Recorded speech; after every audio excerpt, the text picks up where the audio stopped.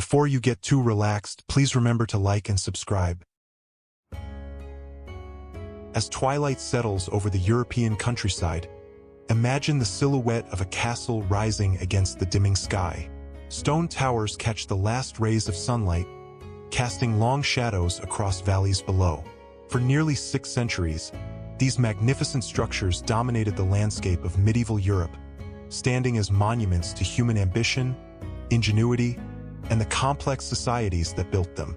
Tonight, we'll journey through the world of medieval castles, exploring these remarkable fortresses that served as so much more than simple military installations.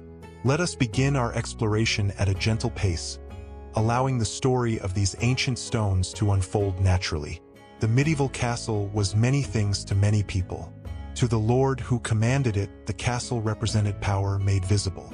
Its walls announced authority across the surrounding countryside, a statement rendered in thousands of tons of carefully placed stone. From miles away, peasants working in fields could look up and see the castle perched on its hill or promontory, a constant reminder of the social order that governed their lives. But this display of power was not mere vanity. In an age before modern nations, before unified governments and standing armies, power had to be tangible. It had to be seen, felt, and understood by those who lived within its sphere. The castle achieved this through sheer physical presence. A noble without a castle was a noble without true authority. The fortress served as proof of legitimacy, evidence that its owner possessed the resources, the followers, and the determination necessary to command respect. Yet castles were more than symbols. They were working centers of administration, bustling with activity from dawn until well past dusk. Within their walls, decisions were made that affected hundreds or thousands of lives. Disputes were settled, taxes collected, justice dispensed. The castle functioned as courthouse, treasury, and government office all at once, the bureaucratic heart of a feudal domain. For the communities that grew up in their shadows, castles provided something equally important: security. In times of danger, when rival lords brought their armies through the region, or when raiders appeared on the horizon, the castle's gates would open. Peasants would drive their livestock up the hill, carrying whatever possessions they could manage, seeking refuge behind those reassuring walls. This protective function created a bond between castle and countryside, a relationship of mutual dependence. The lord needed the peasants to work the land, to provide food and resources. The peasants, in turn, needed the lord's protection. The castle stood at the center of this arrangement, the physical manifestation of the feudal contract. Around many castles, towns developed. Craftsmen, merchants, and laborers built homes and workshops near the fortress walls, creating settlements that thrived on the castle's presence. Markets formed. Churches were erected. What began as a military installation often evolved into the nucleus of a thriving community. Generations of families living their entire lives within sight of the castle that defined their world. Our exploration will take us through roughly 6 centuries of European history, from the 9th century through the 15th. This span of time witnessed tremendous change. The castles of the year 900 bore little resemblance to those of 1400. What began as simple wooden towers on earthen mounds evolved into sprawling complexes of stone, featuring sophisticated defensive systems and surprisingly comfortable living quarters. The period we'll examine saw the rise and fall of kingdoms, the clash of cultures, the flowering of Gothic architecture, and the gradual transformation of European society. Through all these changes, the castle remained a constant, adapting to new challenges and evolving along with the civilization that created it. These centuries gave us some of history's most iconic structures. The Tower of London, began by William the Conqueror in 1066, still stands today. Château Gallard in France, built by Richard the Lionheart in just 2 years, represented the cutting edge of 12th century military architecture. Croc de Chevaliers in Syria became perhaps the finest example of Crusader fortification. Each castle tells its own story, yet all share common threads that connect them across time and distance. To truly understand medieval castles, we must appreciate their threefold nature. First and foremost, they were fortifications, military installations designed to withstand attack and project power across a territory. Every element of their design, from the thickness of their walls to the placement of their towers, served defensive purposes. Second, castles functioned as residences for the noble families who owned them. These were not merely barracks but homes, where lords and ladies raised their children, entertained guests, and lived out their daily lives. The same building that bristled with martial features also contained comfortable chambers, decorated halls, and even gardens where the family could find moments of peace and beauty. Third, castles served as administrative centers. The Great Hall witnessed not only feasts but also courts of law. The castle's chambers housed not only the lord's family but also the clerks and officials who managed his estates. Storerooms held not just weapons and armor but also tax records and legal documents. The castle was, in essence, a small government in stone. These three functions sometimes competed with one another. Defensive requirements might dictate small windows and thick walls, making living spaces darker and colder. Residential comfort might require larger openings and more elaborate architecture, potentially weakening defensive strength. Administrative needs demanded accessible locations, while military considerations often favored isolated, easily defended positions. The most successful castles found ways to balance these competing demands, creating structures that served all three purposes effectively. As we explore different aspects of castle design and life in the sections to come, we'll see how medieval builders and occupants navigated these challenges, creating spaces that were simultaneously fortress, home, and seat of government. Even today, centuries after their military purpose faded into history, castles continue to captivate our imagination. They appear in countless stories, films, and works of art. Children build toy castles. Tourists flock to visit the ruins and restored examples that dot the European landscape. Something about these structures speaks to us across the centuries, reminding us of a world both alien and strangely familiar. Perhaps it is their permanence that appeals to us. In an age of rapid change, these ancient stones remain, having outlasted the kingdoms that built them, the wars they witnessed, and the social systems they once represented. Or perhaps it is simply their beauty, the elegant way stone and mortar combine to create something both functional and sublime. As we continue our journey through the world of medieval castles, let us approach these structures with patience and appreciation. There is no need to rush. The castles have stood for centuries. They will wait for us as we explore each aspect of their design, their purpose, and their place in history. Let the story unfold at its own pace, and let us discover together what these magnificent fortresses can teach us about the medieval world and the people who built them.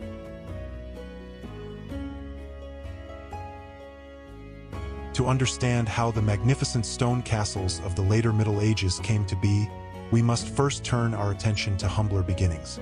In the 9th and 10th centuries, as Europe emerged from the chaos following the collapse of the Roman Empire, a new form of fortification began to appear across the landscape. These were the motte-and-bailey castles, structures of earth and timber that represented humanity's enduring need for security and shelter. Picture, if you will, a modest hillside in northern France or England during this period. Workers, perhaps several dozen peasants conscripted from nearby villages, labor steadily with shovels and baskets. Day after day, they move earth, creating an artificial mound. This mound, called a motte, rises gradually from the surrounding terrain. It might take weeks or even months to complete, depending on its intended size. Some mottes stood only 15 or 20 feet high. Others, more ambitious in scale, reached 50 feet or more, dominating the local landscape. Atop this earthen mound, workers construct a tower. In these early examples, the tower is built entirely of wood, oak timbers carefully fitted together, perhaps 2 or 3 stories tall. The structure is simple but functional, providing a vantage point from which to survey the surrounding countryside and a final refuge in times of danger. A wooden palisade, essentially a fence of sharpened stakes, encircles the tower's base, adding another layer of protection. At the foot of the motte lies the bailey, a larger enclosed area, also surrounded by wooden palisades. Here, daily life unfolds.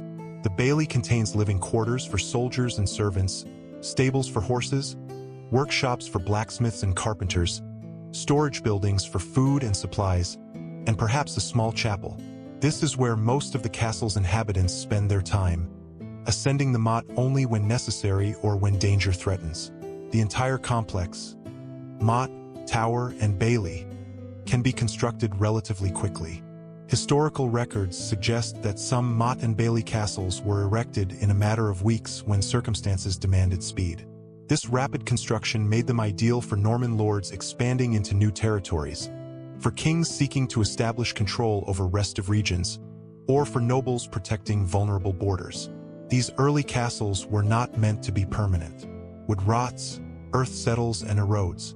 Yet the motte-and-bailey design proved remarkably effective for its purpose.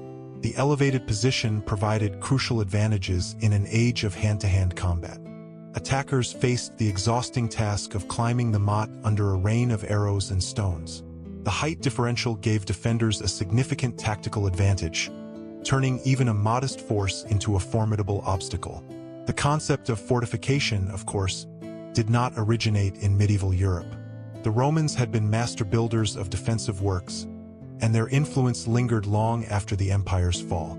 Across Europe, the ruins of Roman forts, walls, and watchtowers served as reminders of an earlier age of organization and power.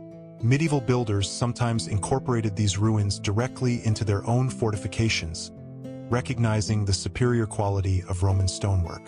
Roman military architecture emphasized certain principles that would echo through medieval castle design.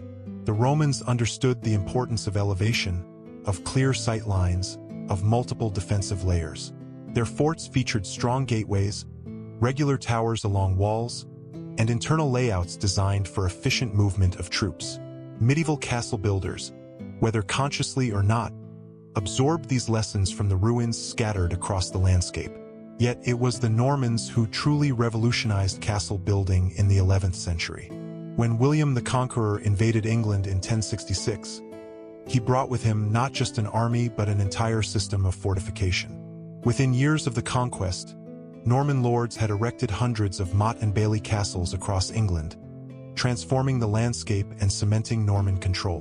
The Normans understood castles not merely as defensive structures but as tools of conquest and administration. They placed castles strategically, using them to overawe local populations and serve as bases for further expansion. Each castle became a center of Norman authority, a place from which Norman law, language, and customs gradually spread into the surrounding English countryside. But the Normans also recognized the limitations of wood and earth.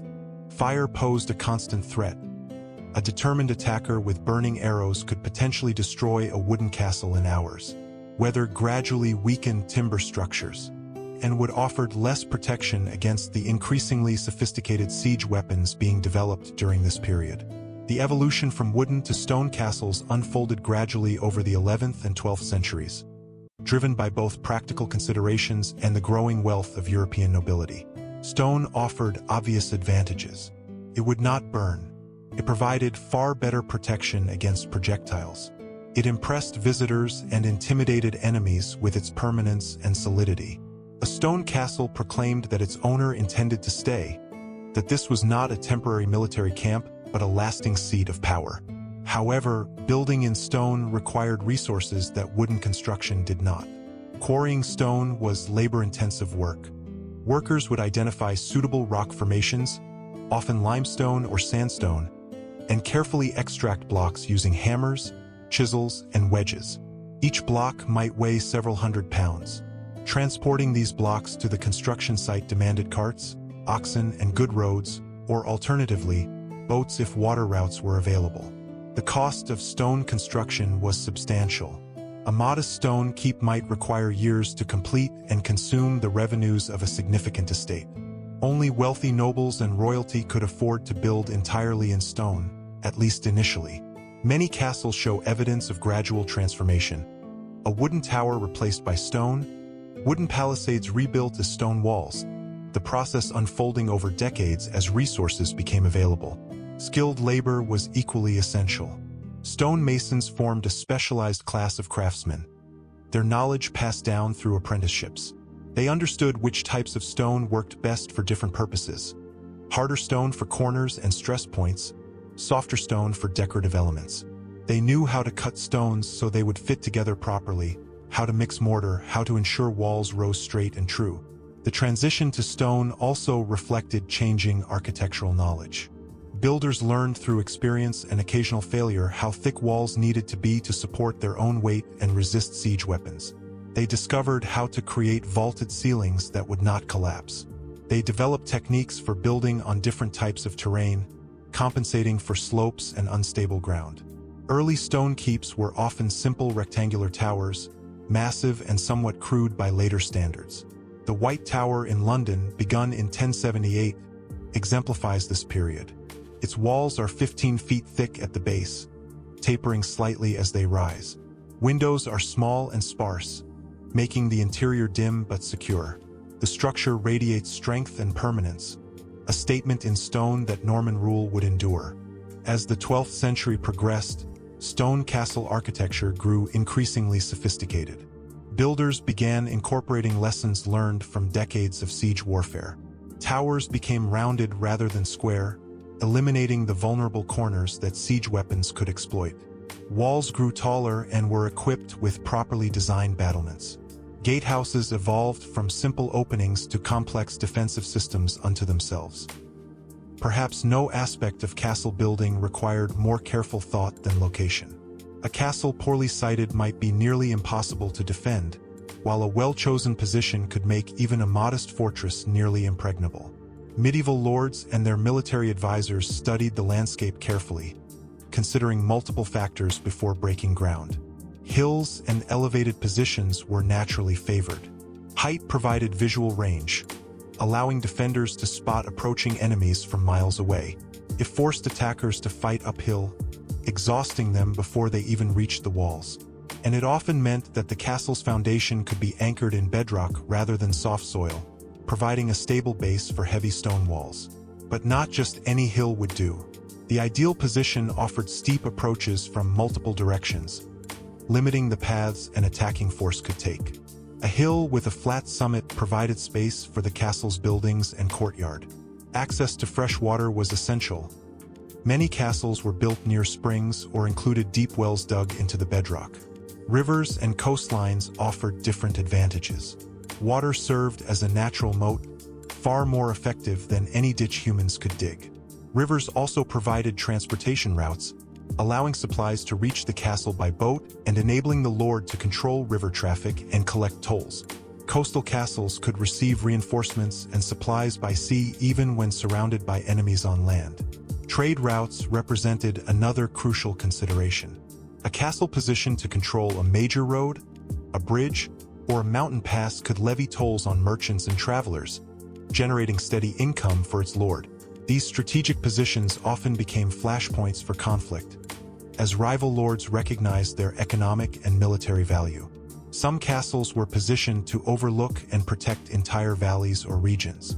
From their walls, defenders could observe activities across miles of territory. Smoke from distant villages, the movement of armies, the arrival of messengers, all could be noted and responded to. The castle served as a watchtower for the entire region, an elevated eye that never closed. Border regions demanded particularly careful fortification. Here, castles might be placed at regular intervals, creating a defensive line that hostile forces would have to breach. Each castle could signal the others using beacons or flags, creating a rudimentary but effective early warning system. When danger threatened, fires would be lit atop towers, smoke rising into the sky to alert neighboring fortresses and rally defending forces. The placement of castles gradually shaped the geography of settlement in medieval Europe. Towns grew up in their shadows, following the logic of security and commerce.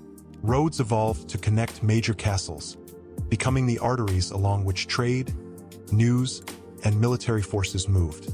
The landscape itself became organized around these strong points, a pattern visible today in the distribution of modern towns and cities across Europe. As darkness deepens and we consider these ancient decisions about earth and stone, about height and water, we can appreciate the careful thought that went into each castle's creation. These were not random structures scattered across the land, but deliberately positioned pieces in an elaborate game of power and security. Each castle represented countless decisions, hundreds of hours of planning, and the accumulated wisdom of generations of builders and warriors. The origins of castles, those early wooden towers on artificial mounds, the gradual transition to stone, the careful reading of landscape and strategy, laid the foundation for everything that followed. In the sections ahead, we will explore how these basic principles evolved into the sophisticated defensive systems, the comfortable living spaces, and the complex social worlds that characterized medieval castles at their height. Let us begin by considering the walls themselves, those massive barriers of stone that defined the castle's perimeter and represented its primary defense against the outside world. To stand before a medieval castle wall is to confront the accumulated labor of years, the patient placement of thousands upon thousands of stone blocks, each fitted carefully to its neighbor. Castle walls were built to extraordinary thickness. In the earliest stone castles, walls might measure 8 to 10 feet thick at their base. Later castles, benefiting from harder-won experience with siege warfare, featured walls 12, 15, or even 20 feet thick. To walk through the entrance tunnel of such a wall is to pass through what feels like a corridor of stone, dim and cool, the weight of masonry pressing down from above. This thickness served multiple purposes. Obviously, it provided protection against projectiles, arrows, stones hurled by catapults, even the early cannons that appeared toward the end of the castle era. But thickness also resisted another threat: undermining. Attackers often attempted to tunnel beneath castle walls, digging away the foundation until a section collapsed. Thick walls meant deeper foundations, making this exhausting work even more difficult and time-consuming. The height of castle walls varied considerably depending on the period of construction and the resources available. A typical curtain wall, the term for the main defensive wall encircling a castle, might rise 30 to 40 feet above the ground. Some reached 50 or 60 feet, towering over the surrounding landscape. At these heights, the wall walk along the top seemed almost to touch the clouds, offering defenders a view that stretched for miles in every direction. Wall construction followed careful patterns. The exterior face, the side that would face attackers, received the finest stonework. Carefully dressed blocks fitted tightly together, presenting a smooth, difficult-to-climb surface. The interior face, less critical, might be constructed more roughly. Between these two faces, builders often poured a mixture of rubble and mortar, creating a core that added mass and strength while using less expensive materials. At the heart of many castles stood the keep, sometimes called the dungeon or great tower. This massive structure served as the castle's final refuge, the place where defenders would retreat if outer walls were breached. The keep was typically the tallest building in the castle, rising 3, 4, or even 5 stories above the courtyard. Its walls were even thicker than the curtain walls.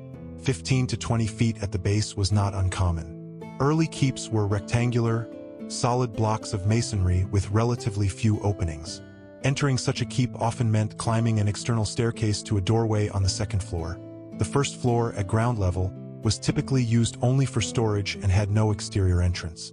This design meant that attackers who somehow breached the outer defenses still faced the challenge of reaching an elevated doorway while defenders rained projectiles down upon them. Inside, keeps were organized vertically. The lowest level housed storage rooms for food, water, and supplies, enough to sustain the castle's inhabitants through a prolonged siege. Above this came the Great Hall, where the lord conducted business, held court, and hosted feasts. Higher still were private chambers for the lord's family, and finally, at the very top, the battlements where guards kept watch. Later keeps evolved towards circular or polygonal designs. Round towers, builders discovered, were stronger than square ones. They had no vulnerable corners that siege weapons could target. Projectiles tended to glance off curved surfaces rather than striking squarely. And a circular tower was more difficult to undermine, as tunneling had to follow a curve rather than aiming at a flat wall or corner. The walls of the keep often contained passages and small chambers built within their thickness. Spiral staircases wound upward through the masonry, connecting different levels. Garderobes, medieval toilets, occupied alcoves, their waste dropping through chutes in the wall to pits far below. Small chambers served as storage rooms, sleeping quarters for guards, or private spaces where members of the household could retreat from the busy public areas. Towers punctuated the castle's walls at regular intervals, breaking the monotony of stone and providing crucial defensive advantages. A typical tower projected outward from the wall's line, creating a bastion from which defenders could observe and shoot along the wall's face. This meant that any attacker attempting to scale the wall or batter it down would be exposed to fire from the nearest towers on either side. The spacing between towers followed both practical and aesthetic considerations.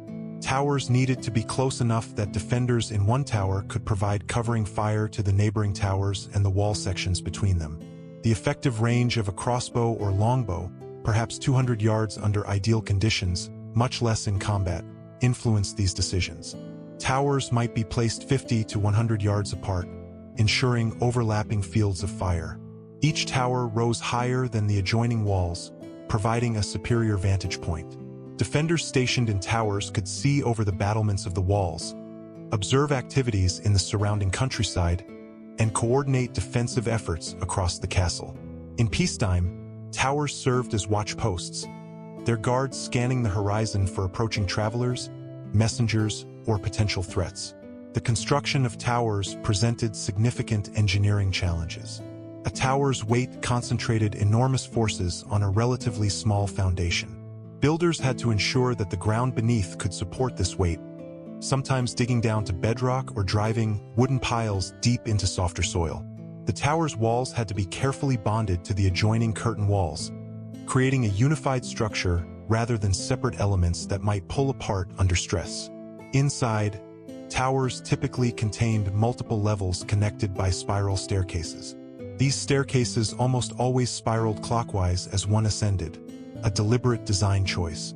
An attacker fighting his way up the stairs would have his sword arm, typically the right arm, impeded by the central column of the spiral.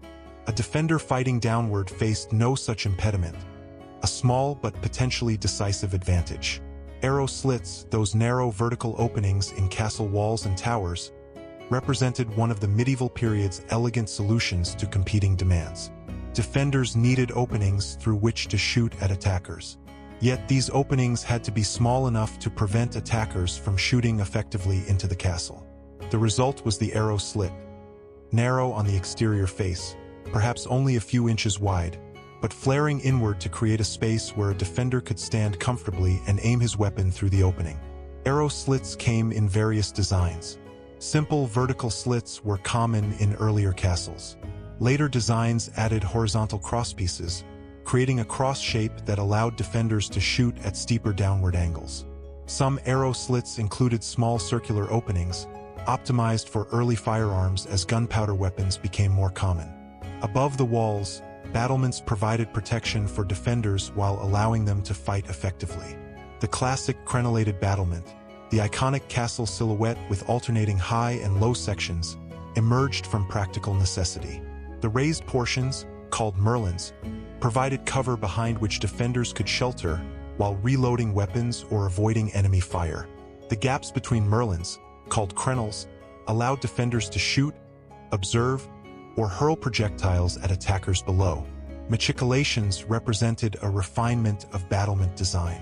These were projecting sections of the wall walk, built out beyond the wall's face, with openings in the floor through which defenders could drop stones, pour boiling liquids, or shoot directly downward at attackers gathered at the wall's base.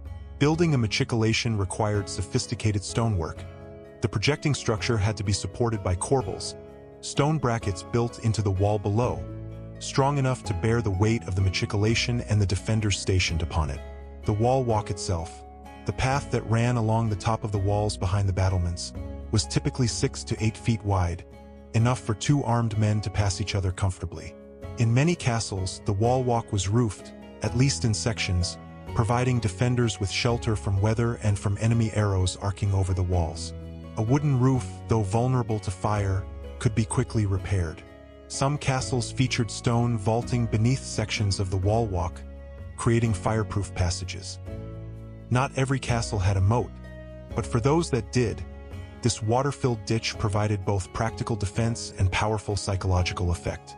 A moat transformed the castle into an island, separated from the surrounding land by a barrier that could not be easily or quickly crossed. The construction of a moat required substantial labor.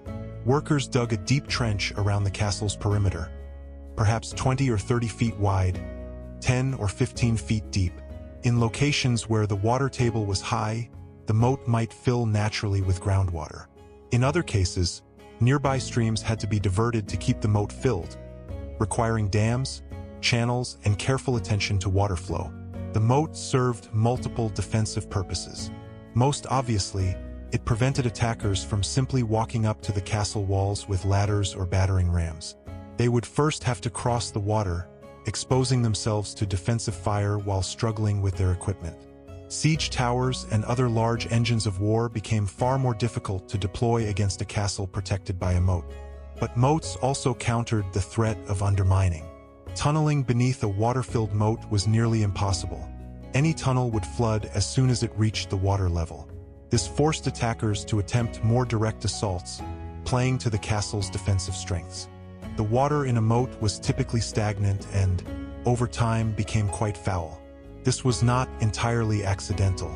Some castles deliberately polluted their moats, dumping refuse and sewage into the water. The resulting stench and unwholesomeness added another layer of deterrent, making the prospect of crossing even more unpleasant. The moat also attracted insects, particularly mosquitoes, though the connection between these pests and disease was not understood in medieval times. Where natural sources of water were insufficient, some castles employed dry moats, deep ditches without water. While less formidable than water-filled moats, dry moats still complicated attacks. They had to be descended and then climbed on the far side, all while under fire from the walls above. Some dry moats were fitted with wooden stakes or other obstacles, creating additional hazards for attackers. The drawbridge solved the problem of crossing the moat while maintaining security. In its simplest form, a drawbridge was exactly what the name suggests, a bridge that could be drawn up or raised when danger threatened. The bridge spanned the moat, connecting the castle's main gate to the outer bank. Chains or ropes attached to the far end of the bridge ran through the gatehouse to a windlass, a rotating drum operated by defenders inside the castle. When raised, the drawbridge often fitted snugly against the gate, providing an additional layer of defense.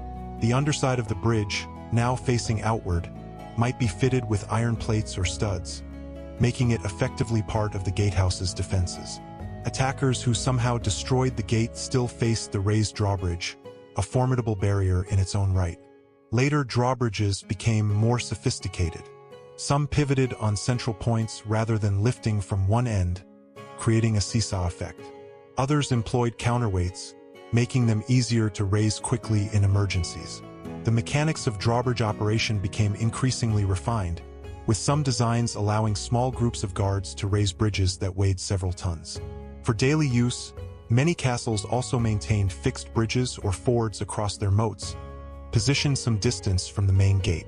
These allowed people and goods to enter and exit without the ceremony and delay of raising and lowering the main drawbridge.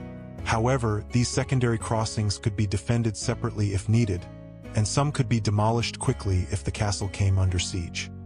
The castle's main entrance represented both necessity and vulnerability. People, supplies, and livestock had to enter and exit regularly. Yet this opening in the defenses could not be left undefended. The solution was the gatehouse, a fortified structure built around and above the gateway, transforming this potential weakness into one of the castle's strongest defensive points. Early gatehouses were relatively simple, essentially towers built on either side of the gate passage with a room above the passage itself. From this room, defenders could shoot down at attackers through murder holes, openings in the floor of the passage ceiling. These holes also allowed defenders to pour water to extinguish fires if attackers attempted to burn the wooden gates. The gate itself was a massive construction of oak planks, often several inches thick and reinforced with iron bands. The outer surface might be covered with iron plates to resist fire and axes. Behind the gate, a heavy wooden bar slid through brackets mounted on the passage walls, adding additional security. No amount of pushing or battering from outside could force open a barred gate. Attackers would have to break through the gate itself, a time-consuming and difficult task while defenders rained projectiles down upon them. As castle architecture evolved, gatehouses became increasingly elaborate. Twin towers flanking the gateway grew taller and more substantial, becoming mini-keeps in their own right. Multiple stories provided space for guards, storage for weapons and ammunition, and often living quarters for the captain of the guard or constable. The passage through the gatehouse lengthened, becoming a tunnel that might extend 20 or 30 feet from the outer gate to the inner gate. For most sophisticated gatehouses featured 2 gates, one at each end of the passage. An attacker who somehow broke through the outer gate would find himself trapped in the passage between the 2 gates, with murder holes above and arrow slits in the walls on either side. Portcullises added another layer of security. These heavy grating made of iron-reinforced wood or, in later castles, iron bars could be dropped quickly to block the passage. The portcullis slid down in vertical grooves cut into the stone walls of the passage, lowering from a chamber above. Its pointed lower edges could impale anyone caught beneath when it dropped. Many gatehouses contained multiple portcullises, positioned at intervals along the passage. Each represented an additional barrier that attackers would have to break through or bypass. The mechanisms for raising and lowering portcullises, windlasses and counterweights housed in chambers above the passage, became increasingly sophisticated, allowing small numbers of guards to control multiple heavy barriers. The barbican extended the gatehouse's defenses outward, creating an additional fortified zone beyond the castle's main walls. A typical barbican consisted of walls projecting outward from the gatehouse, forming a narrow passage or courtyard that anyone approaching the main gate would have to traverse. Some barbicans bent at sharp angles, forcing visitors to turn multiple corners before reaching the gate itself. This design served several purposes. It gave defenders additional positions from which to observe and fire upon attackers. It limited the number of attackers who could mass directly in front of the main gate. And it created psychological impact. Visitors approaching the castle found themselves enclosed by high walls, overlooked by towers, acutely aware of their vulnerability. The barbican's outer entrance might have its own gate and drawbridge, creating yet another layer of defense. In some castles, the barbican formed a complete outer courtyard, with its own walls and towers, effectively doubling the castle's perimeter. An attacker would have to breach the barbican's defenses before even confronting the castle's main walls. Beyond the gates and walls, past the forbidding outer defenses, the castle opened into spaces designed for life rather than war. The inner courtyard, or bailey, served as the castle's central space, the area around which daily existence revolved for everyone who called the castle home. The size of courtyards varied considerably. A modest castle might have a courtyard no larger than a modern house's floor plan, perhaps 40 or 50 feet across.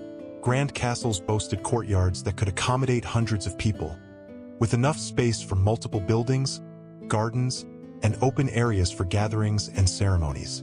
The courtyard's surface was typically packed earth, perhaps covered with gravel or paving stones in areas of heavy traffic. Drainage was a constant concern. Courtyards needed to shed rainwater effectively to avoid becoming muddy quagmires. Some courtyards sloped gently toward drains or gutters that carried water away. Others featured central wells that served the dual purpose of providing fresh water and accepting runoff. The lady of the castle bore her own considerable responsibilities. In many ways, she served as the castle's chief executive officer, managing the vast household that kept the fortress functioning. She oversaw the domestic servants, the women who spun and wove cloth, who prepared and preserved food, who cleaned chambers and tended to guests. She maintained the keys to storerooms and treasure chests, a symbol of her authority over the castle's material resources. Medical knowledge fell largely within the lady's domain. She maintained an herb garden where medicinal plants grew, and she understood how to prepare remedies for common ailments. When members of the household fell ill or suffered injuries, she often provided treatment personally, drawing on knowledge passed down through generations of noblewomen. More serious cases might require sending for a physician, but day-to-day healthcare rested in her capable hands. The lady also bore responsibility for hospitality.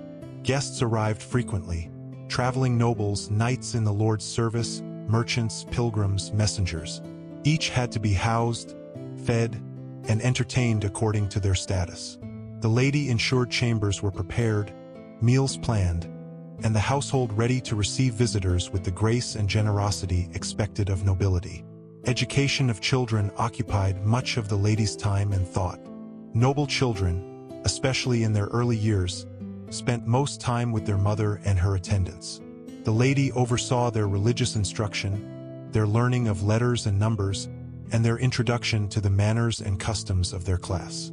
Daughters learned needlework, music, household management, and the accomplishments expected of noble women. Sons, before being sent away for military training, learned their earliest lessons under their mother's guidance.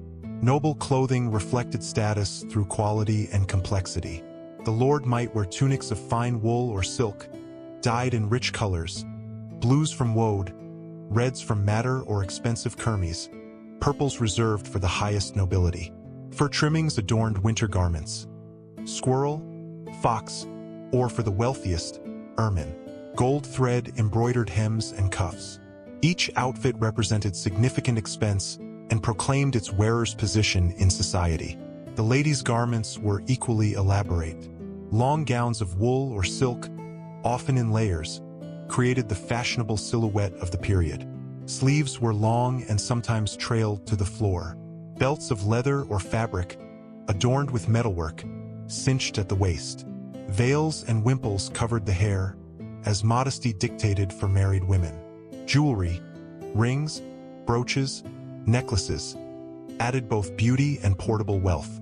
Dressing and undressing required assistance, as the many lacings, pins, and layers were difficult to manage alone. Afternoons might bring time for leisure, though even leisure often served social and political purposes.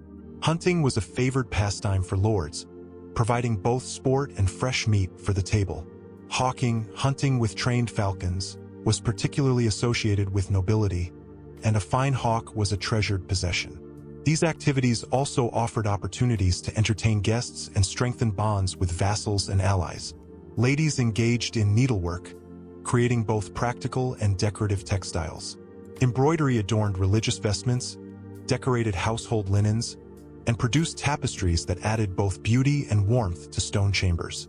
This work was often communal, with the lady and her attendants sitting together, their conversation flowing along with their needle's steady rhythm. Music and poetry provided entertainment in the evenings. Noble families often employed musicians, and family members themselves might play instruments or sing. The harp, lute, and viol, a predecessor to the violin, were common. Songs ranged from religious hymns to courtly love poetry to epic tales of ancient heroes. These performances turned quiet evening hours into moments of cultural refinement and shared pleasure. The day ended much as it began, with prayers. The family attended evening prayers in the chapel, offering thanks for the day's blessings and seeking protection through the night. Afterward came supper, another relatively light meal for the family, before retiring to their chambers as darkness fell completely over the castle.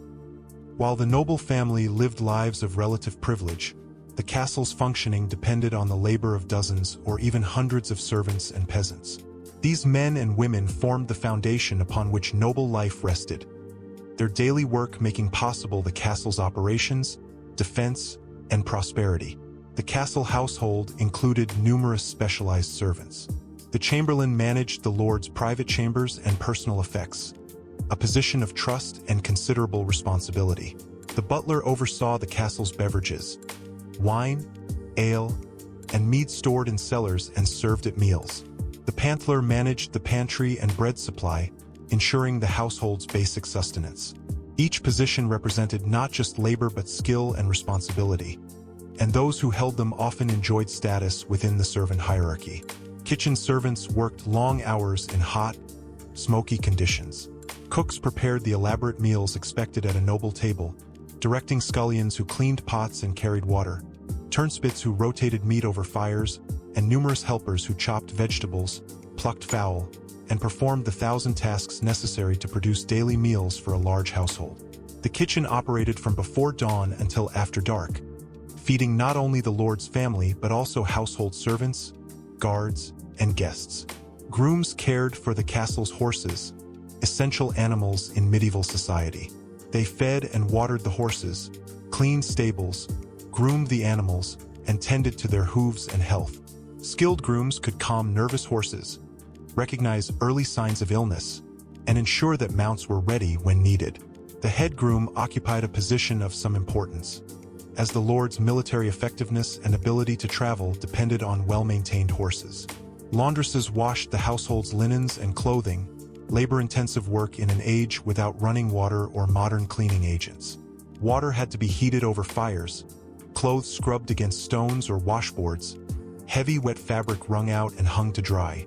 The process consumed entire days, and in a large household, washing was perpetual work, never quite finished before it began again. Cleaning servants swept floors, emptied chamber pots, changed rushes or straw used as floor covering, and maintained the cleanliness of living spaces. Standards of cleanliness varied, but noble households generally strove to keep primary living areas reasonably clean and pleasant. Smoky from fires and candles, subject to the odors of many people living in close quarters, castles required constant attention to remain habitable. Buildings lined the courtyard's perimeter, built against the inner face of the curtain wall or freestanding. These included stables for horses, essential in an age when these animals provided the only rapid transportation and crucial military power. The stables had to accommodate not only the lord's personal mounts but also horses for knights, men-at-arms, and visitors. The smell of horses, hay, and manure was a constant presence in the courtyard. Workshops occupied other buildings, smithies where blacksmiths forged and repaired weapons, armor, and tools, carpenters' shops where workers crafted furniture, carts, and siege equipment, armories where weapons and armor were stored and maintained. Each workshop contributed its own sounds to the courtyard's symphony: the ring of hammer on anvil, the rasp of saws, the voices of craftsmen calling to apprentices. Storage buildings held the vast quantities of supplies needed to sustain the castle's population. Granaries stored wheat, barley, and other grains, enough to feed everyone for months in case of siege. Root cellars kept vegetables relatively fresh. Storerooms contained salted meat, dried fish, cheese, and other preserved foods. Additional storage held military supplies: arrows by the thousands, crossbow bolts, stones for hurling from walls, pitch and oil for defensive fires. The kitchen, in larger castles, occupied its own substantial building. The risk of fire, ever present where large cooking fires burned continuously, made it prudent to separate the kitchen from other structures, especially the keep where the lord's family resided. The kitchen building housed multiple hearths, each large enough to roast whole animals. Smoke from these fires rose through wide chimneys, and on busy days, the kitchen might employ a dozen or more cooks and servants preparing meals for the entire household. A chapel provided space for religious observances, essential in a deeply Christian society. Even modest castles maintained at least a small chapel where the household could attend daily prayers and mass. Larger castles boasted chapels of considerable size and beauty, with stained glass windows, carved stonework, and paintings adorning the walls. The chapel served not only religious functions but also as a place for oaths, ceremonies, and the recording of important events. Wells provided the most crucial resource: fresh water. A castle without a reliable water source was vulnerable to any siege lasting more than a few days. Wells were often dug to considerable depths, 50, 75, even 100 feet or more, reaching down to the water table or to underground streams. The effort required to dig such wells was enormous, and the process could take months or years. But the result, access to clean water that could not be cut off by besiegers, was worth any cost. In times of peace, the courtyard served as a gathering place. Markets might be held there, with merchants spreading their wares on tables or blankets. Traveling entertainers, jugglers, musicians, storytellers, performed for coins and hospitality. Knights practiced martial skills, their practice swords clacking together as they rehearsed techniques. Children played, servants gossiped, and the business of the estate unfolded under the open sky. The courtyard connected all these spaces and activities, serving as the castle's crossroads and commons. From this central space, doorways and passages led to the Great Hall, to the Lord's private chambers, to the towers and wall walks above. To control the courtyard was to control the castle's heart, which is why inner defenses were arranged to protect and overlook this vital space. As we contemplate these architectural elements, the massive walls, the watchful towers, the water-filled moats, the elaborate gatehouses, the bustling courtyards, we can begin to appreciate the medieval castle as a complete system. Every element served multiple purposes, contributing to defense while also supporting daily life. The result was something greater than the sum of its parts, a structure that could withstand military assault, house a noble household in relative comfort, and serve as the administrative center for an entire region. As dawn breaks over the castle walls, the lord's household begins to stir. Life for the noble family who owned and ruled from the castle followed rhythms dictated by season, duty, and the elaborate customs of medieval society.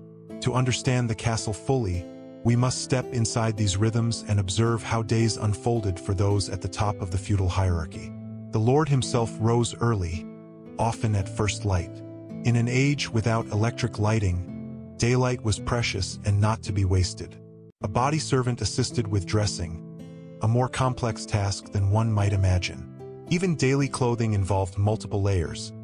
A linen undertunic, woolen hose tied with garters, a long tunic over the undergarments, and perhaps a surcoat or mantle depending on weather and the day's planned activities.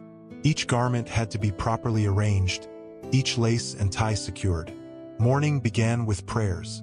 The noble family attended Mass in the castle chapel, a daily obligation that also served to reinforce their piety before their household and subjects. The service might last half an hour, conducted by the castle's chaplain. Standing in the chapel, voices joining in familiar Latin prayers, the family participated in a ritual that connected them to Christians across Europe and through the centuries.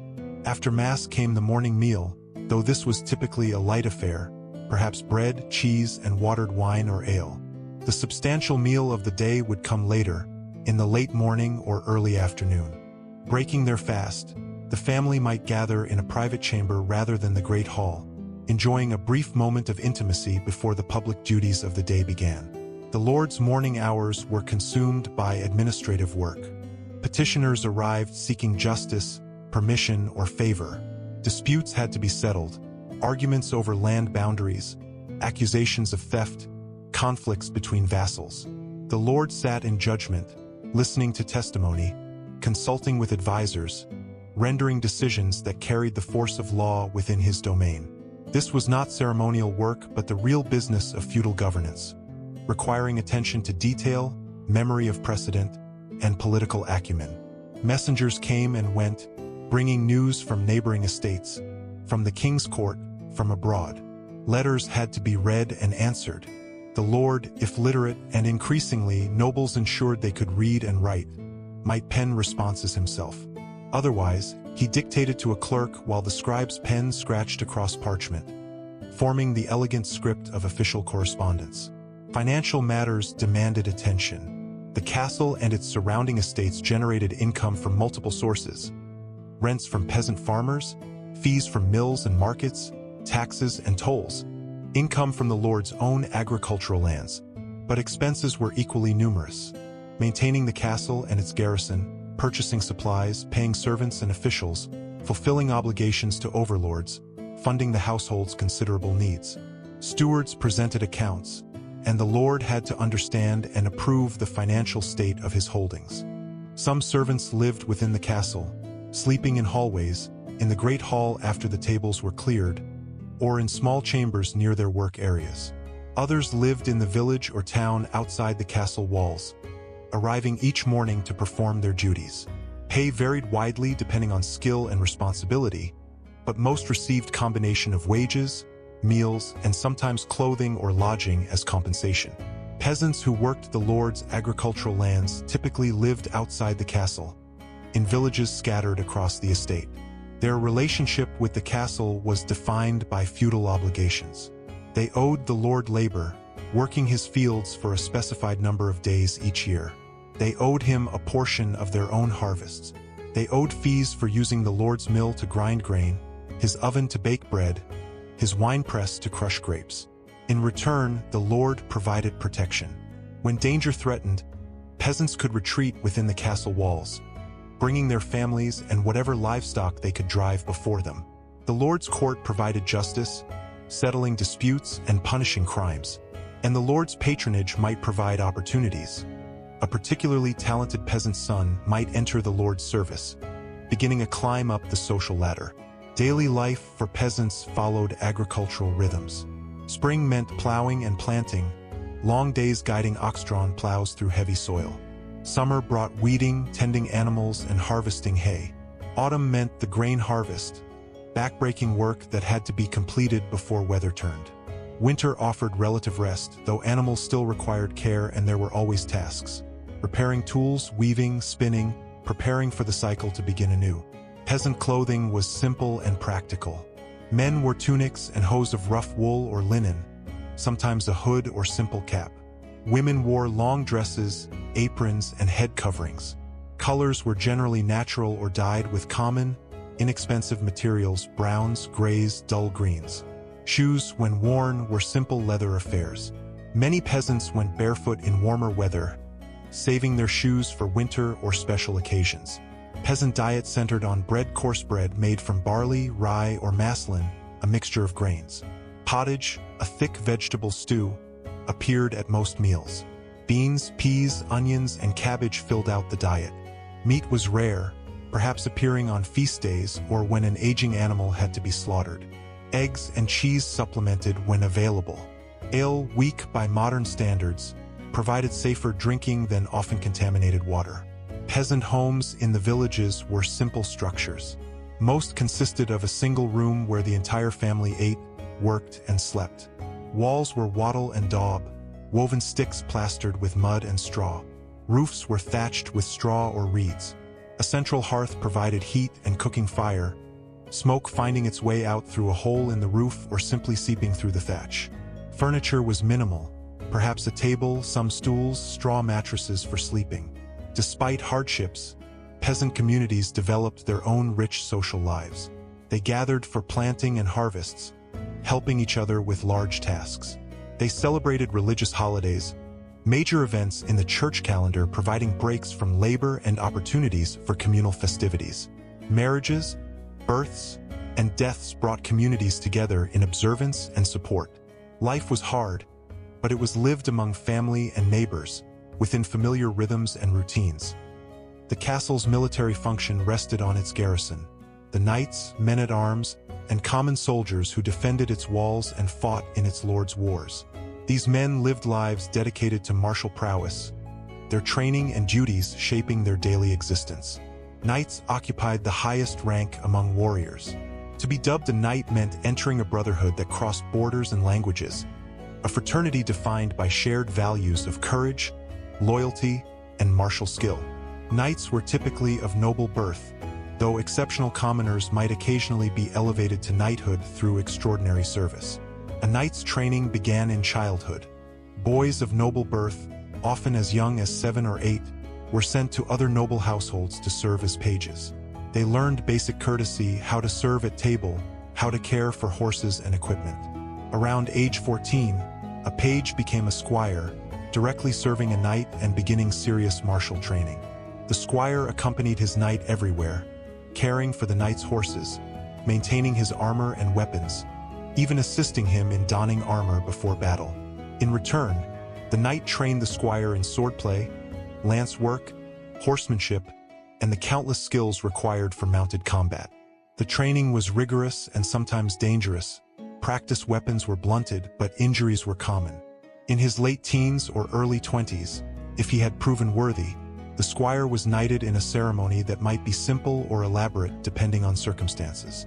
The ritual included religious elements: prayer, blessing of weapons, vows to defend the church and protect the weak. The actual dubbing involved being struck on the shoulder with a sword by a senior knight or lord, physically marking the transition to knighthood. A knight's equipment represented enormous expense. The armor alone, mail in earlier periods, plate armor later, might cost as much as a prosperous peasant would earn in years. A war horse, specially bred and trained for combat, represented another substantial investment. Weapons, heraldic surcoat, banner, and all the equipment necessary for war accumulated into a fortune in military goods. Daily life for knights stationed at a castle involved constant training. Physical fitness was essential. Riding, running, wrestling maintained strength and endurance. Weapons practice consumed hours each day. Knights practiced with sword and shield, with the lance, with mace and warhammer. They trained in full armor, learning to move and fight despite the weight and restrictions of metal encasing their bodies. Mounted combat required particular skill. Knights practiced charging with lances, learning to aim the point while controlling a galloping horse. They practiced striking targets while riding past at speed.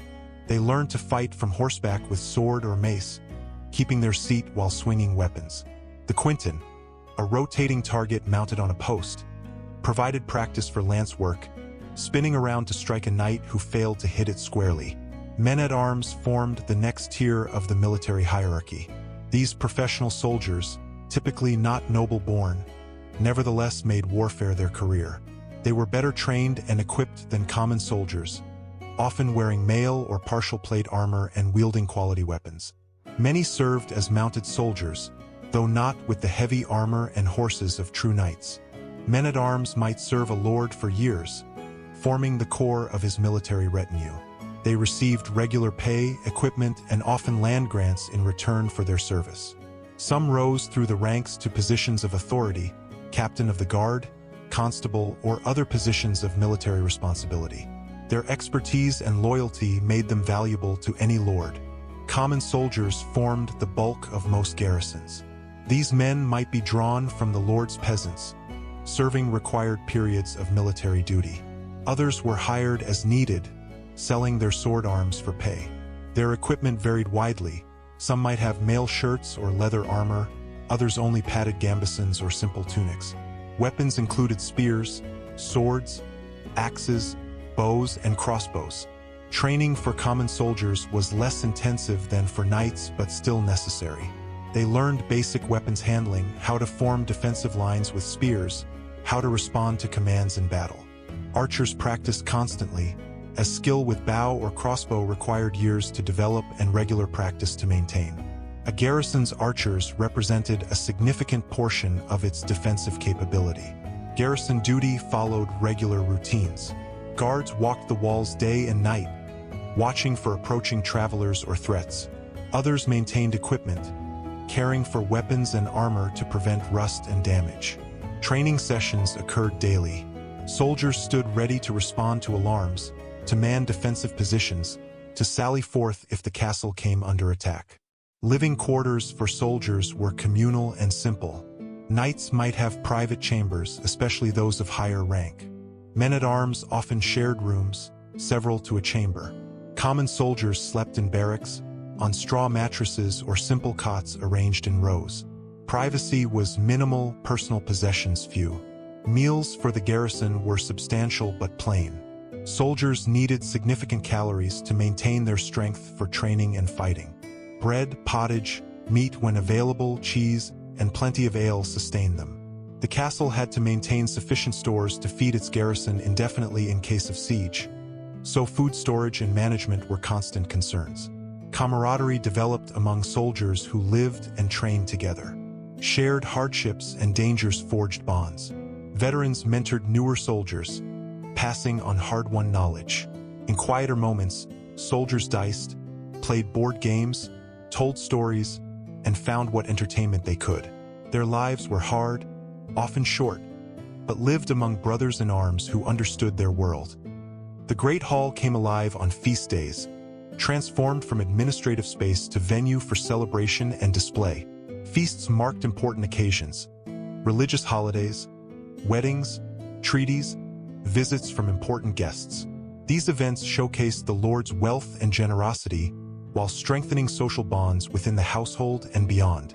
Preparation for a major feast began days in advance. Kitchen staff worked to create an elaborate menu. Multiple courses would be served, each featuring several dishes. Roasted meats, whole pigs, sides of venison, swans, peacocks arrived at the table. Pies and pastries held complex fillings. Fish dishes, required on religious fast days, displayed the kitchen's skill. Subtleties, elaborate sculptural foods shaped to represent castles, ships, or mythical beasts, demonstrated both artistry and abundance. The great hall itself required preparation. Trestle tables were set up, capable of seating dozens or even hundreds depending on the occasion. Fine linens covered the tables. Silver or pewter plates, cups, and serving vessels were brought out from storage and polished until they gleamed in candlelight. At the high table, where the lord and most honored guests would sit, special attention created a display of wealth and taste. Guests arrived dressed in their finest clothing. For the nobility, this meant elaborate gowns and tunics, jewelry, and careful attention to appearance. Hair was carefully dressed, beards trimmed, every detail contributing to the impression one made. The feast was theater as much as meal, and everyone played their part.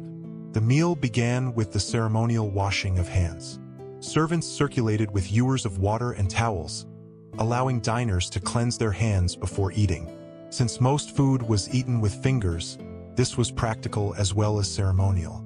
Then the procession of dishes began, servants carrying laden platters from kitchen to hall, presenting them first to the high table, then to the lower tables where less important guests sat. Music accompanied the feast. Musicians positioned in a gallery or at the hall's end played throughout the meal. Instruments varied: harps, lutes, viols, pipes, drums. The music was generally lively and celebratory, contributing to the festive atmosphere without drowning out conversation. Between courses, entertainment might be provided. Jugglers demonstrated their skill, keeping multiple objects in the air simultaneously. Acrobats tumbled and formed human pyramids. Trained dogs or monkeys performed tricks. Magicians, called conjurers, amazed audiences with sleight of hand and illusion. These performers traveled from castle to castle, trading entertainment for food, lodging, and coins. Storytellers and minstrels recounted tales. Epic poems about ancient heroes, romantic stories of knights and ladies, historical accounts of great battles and deeds. The best performers held audiences rapt, their voices rising and falling dramatically, their gestures emphasizing key moments. Stories might continue over multiple evenings, with audiences eagerly awaiting the next installment. Conversation flowed throughout the feast. Guests discussed politics, shared news from distant regions, negotiated business matters, gossiped about mutual acquaintances. The feast provided opportunities for networking, alliance building, and maintaining the complex web of relationships that structured medieval society. A successful host facilitated these interactions, ensuring important guests met each other and that conversations flowed smoothly. Wine and ale flowed freely. Servants circulated constantly, refilling cups. By feast's end, many guests would be quite drunk, their voices loud, their laughter unrestrained. This was expected and even encouraged. Generous provision of drink demonstrated the host's wealth and hospitality. Dancing might conclude the feast, if space and occasion permitted.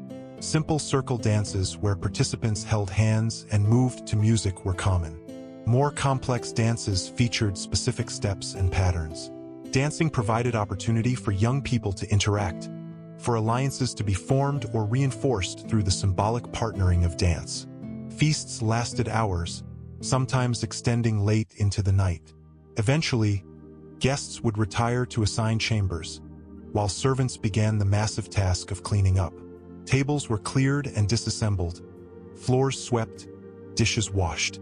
The great hall slowly returned to its normal state, though the memory of the feast would linger for days or weeks, discussed and recalled until the next such celebration. In an age of deep religious faith, the castle chapel served as much more than simply a room for prayer. It represented the household's connection to the divine, a sacred space within the martial fortress, a reminder that earthly power was nothing compared to heavenly authority. The chapel might be small, barely large enough for the noble family and a few attendants, or substantial, capable of accommodating the entire household. Regardless of size, it received careful attention and decoration. Walls might be painted with religious scenes, the crucifixion, the Virgin Mary, saints and angels. Windows, if glazed, might feature colored glass forming simple patterns or images. The altar, positioned at the east end following Christian tradition, was covered with fine cloth and adorned with candlesticks, crosses, and other sacred vessels. Daily prayers structured the day's rhythm. The canonical hours: matins, lauds, prime, terce, sext, none, vespers, and compline marked time for monastic communities, and while lay people in castles didn't observe all of these, morning and evening prayers were standard practice. The family attended Mass daily, a service conducted by the castle's chaplain or, in smaller castles, a visiting priest. The chaplain occupied an important position in the household. Beyond conducting religious services, he often served as advisor to the Lord, particularly on matters touching religion or morality. Many chaplains were literate and educated, and they might serve as tutors for the Lord's children, as scribes for correspondence, or as record-keepers for the estate. The chapel also contained the castle's small library. If one existed, religious texts certainly, perhaps some classical works, maybe chronicles or practical treatises. Religious holidays provided the framework for the year. Christmas, Easter, and Pentecost were major celebrations, each accompanied by special services, feasts, and time off from work. Saints' days dotted the calendar, each commemorating a different holy figure. Some were observed solemnly, others became occasions for celebration and festivity. The Church's calendar shaped life's rhythms as surely as agricultural seasons.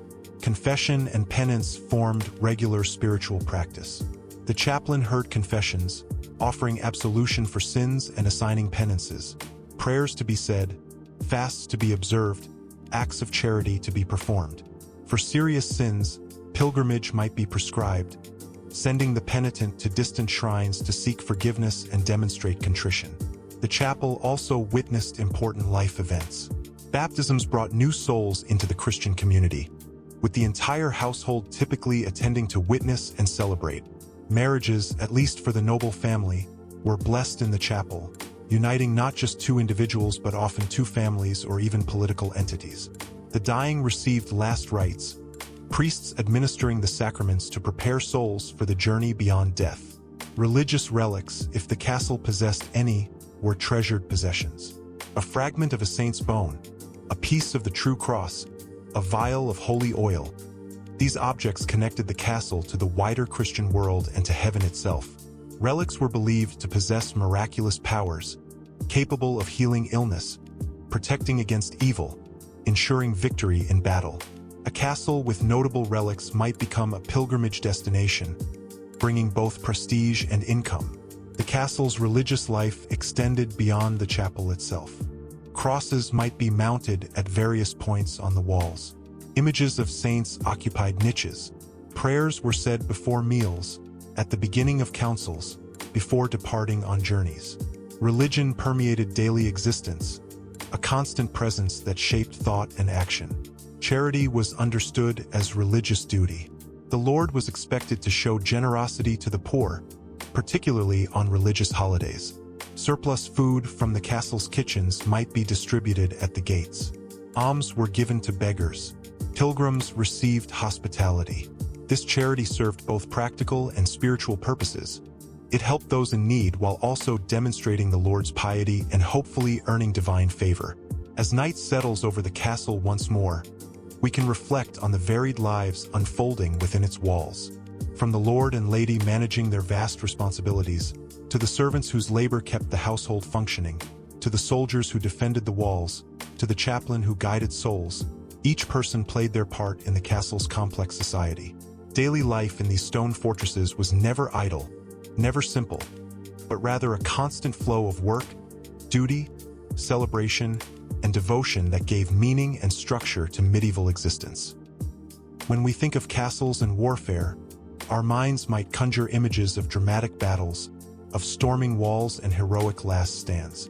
The reality of medieval siege warfare was often quite different, a matter of patience, logistics, and endurance rather than explosive action. A siege was typically a waiting game, one that could stretch for weeks, months, or even years. The decision to lay siege to a castle was never made lightly. An attacking army had to transport and maintain siege equipment, feed its soldiers, and remain in the field for an extended period. All of this required enormous resources. Meanwhile, defenders behind thick walls with stored provisions could wait, conserving their strength while attackers exhausted themselves and their supplies. Many sieges ended not with the fall of the castle but with the attacking army simply giving up and departing. Yet sieges did happen, and when they did, attackers employed various methods to breach or bypass castle defenses. These methods evolved over centuries, each innovation prompting defensive countermeasures, which in turn inspired new offensive techniques. The history of medieval warfare is, in many ways, the history of this ongoing contest between attack and defense. The catapult, in its various forms, represented one of humanity's earliest attempts to project force at a distance. The simplest catapults worked on the principle of tension. A thick rope or bundle of fibers was twisted tight, storing energy. A wooden arm attached to this twisted bundle could be pulled back, then released, flinging a projectile toward its target. These torsion-powered engines, inherited from Roman military technology, could hurl stones weighing 50 or 60 pounds. Building a catapult required skilled craftsmen and suitable timber. The frame had to be sturdy enough to withstand the tremendous forces generated during operation. The twisted rope bundles, made from hair, sinew, or plant fibers, had to be carefully manufactured and maintained, as they lost tension over time or in wet weather. Operating a catapult required a trained crew who understood how to aim the device, adjust the tension, and time the release. The trebuchet represented a significant advancement in siege technology, appearing in Europe around the 12th century. Unlike torsion catapults, trebuchets used counterweights to generate force. A long wooden beam pivoted on a frame, with a heavy weight at one end and a sling holding the projectile at the other. When released, the falling counterweight pulled the long arm upward in a sweeping arc, and the sling whipped forward, releasing its projectile at tremendous velocity. Large trebuchets were formidable machines, capable of hurling stones weighing 300 pounds or more. The projectiles arced high into the air before descending onto their targets. The impact of such missiles could crack stone walls, shatter wooden structures, or crush anything in their path. Building and positioning a large trebuchet was a major undertaking, requiring weeks of work and substantial timber. Once assembled, the trebuchet would remain in position throughout the siege, its crew loading and firing repeatedly, gradually battering at the castle's defenses. The psychological impact of siege engines should not be underestimated. The steady, methodical pounding of stones against walls wore on defenders' nerves. The knowledge that at any moment a projectile might crash through a roof or strike someone on the walls created constant anxiety. Trebuchets could also hurl more than just stones. Dead animals might be thrown over walls, spreading disease and contaminating water supplies. Occasionally, the bodies of captured defenders were flung back into the castle, a grim message about the attackers' determination. Battering rams targeted gates and walls more directly. A ram consisted of a heavy log, often with an iron head shaped like a ram's head, hence the name, suspended from a frame by chains or ropes. The ram crew would pull the log back, then let it swing forward to strike the target. The repeated impacts could eventually shatter gates or create breaches in walls, especially if the wall section was weakened by age or previous damage. To protect the ram crew from defensive fire, attackers built protective structures around their rams. These might be simple roofs, or more elaborate wheeled sheds called cats or tortoises. The roof and sides were covered with wetted hides or other fire-resistant materials to prevent defenders from setting the structure ablaze. Inside this protection, the ram crew worked in relative safety, though defenders still tried to drop heavy stones or pour boiling liquids through any gaps in the covering. Defenders attempted various countermeasures against battering rams. They might lower bundles of straw or rope over the wall to cushion the ram's impact. They might try to snare the ram's head with chains or hooks, immobilizing it. Or they might focus concentrated fire on the protective structure, seeking to set it aflame or kill the crew inside. The contest between ram and gate became a focused battle within the larger siege, each side employing ingenuity to overcome the other. The moat represented the castle's first significant obstacle. Attackers approaching a castle protected by a water-filled moat faced an immediate problem: how to cross it while under fire from the walls. Simply swimming was impractical while wearing armor and carrying weapons. Building bridges under fire was difficult and dangerous. Some attacking forces attempted to fill in sections of the moat, dumping earth, stones, and timber to create causeways. But this required enormous amounts of material and time. Siege towers offered one solution to both moats and walls. These were mobile wooden towers, several stories tall, constructed with a platform at the top level with the castle walls. The tower would be wheeled or rolled forward on a prepared path, ideally crossing any moat or ditch. When positioned against the wall, a drawbridge on the tower's front would drop, and attackers could rush across onto the wall walk, bringing the fight directly to the defenders. Building a siege tower was a major engineering project. The structure had to be tall enough to match or exceed the castle walls, sturdy enough to support dozens of armed men, and mobile despite its size and weight. Like battering rams, siege towers required protection from fire, so their exteriors were covered with hides, wet earth, or metal plates. Moving these massive structures into position often required days of effort, with hundreds of men pushing and pulling while under constant fire from the walls. Defenders recognized siege towers as serious threats and responded vigorously. Archers concentrated fire on the tower, seeking to kill the men pushing it forward or those visible on its levels. Fire arrows might set the tower ablaze despite its protective coverings. Some defenders employed long poles with hooks to try to topple the tower as it approached. If the tower reached the wall, the fighting became desperate and close quarters, with defenders trying to prevent attackers from establishing a foothold on the wall walk. The castle's vertical defensive features proved their worth during sieges.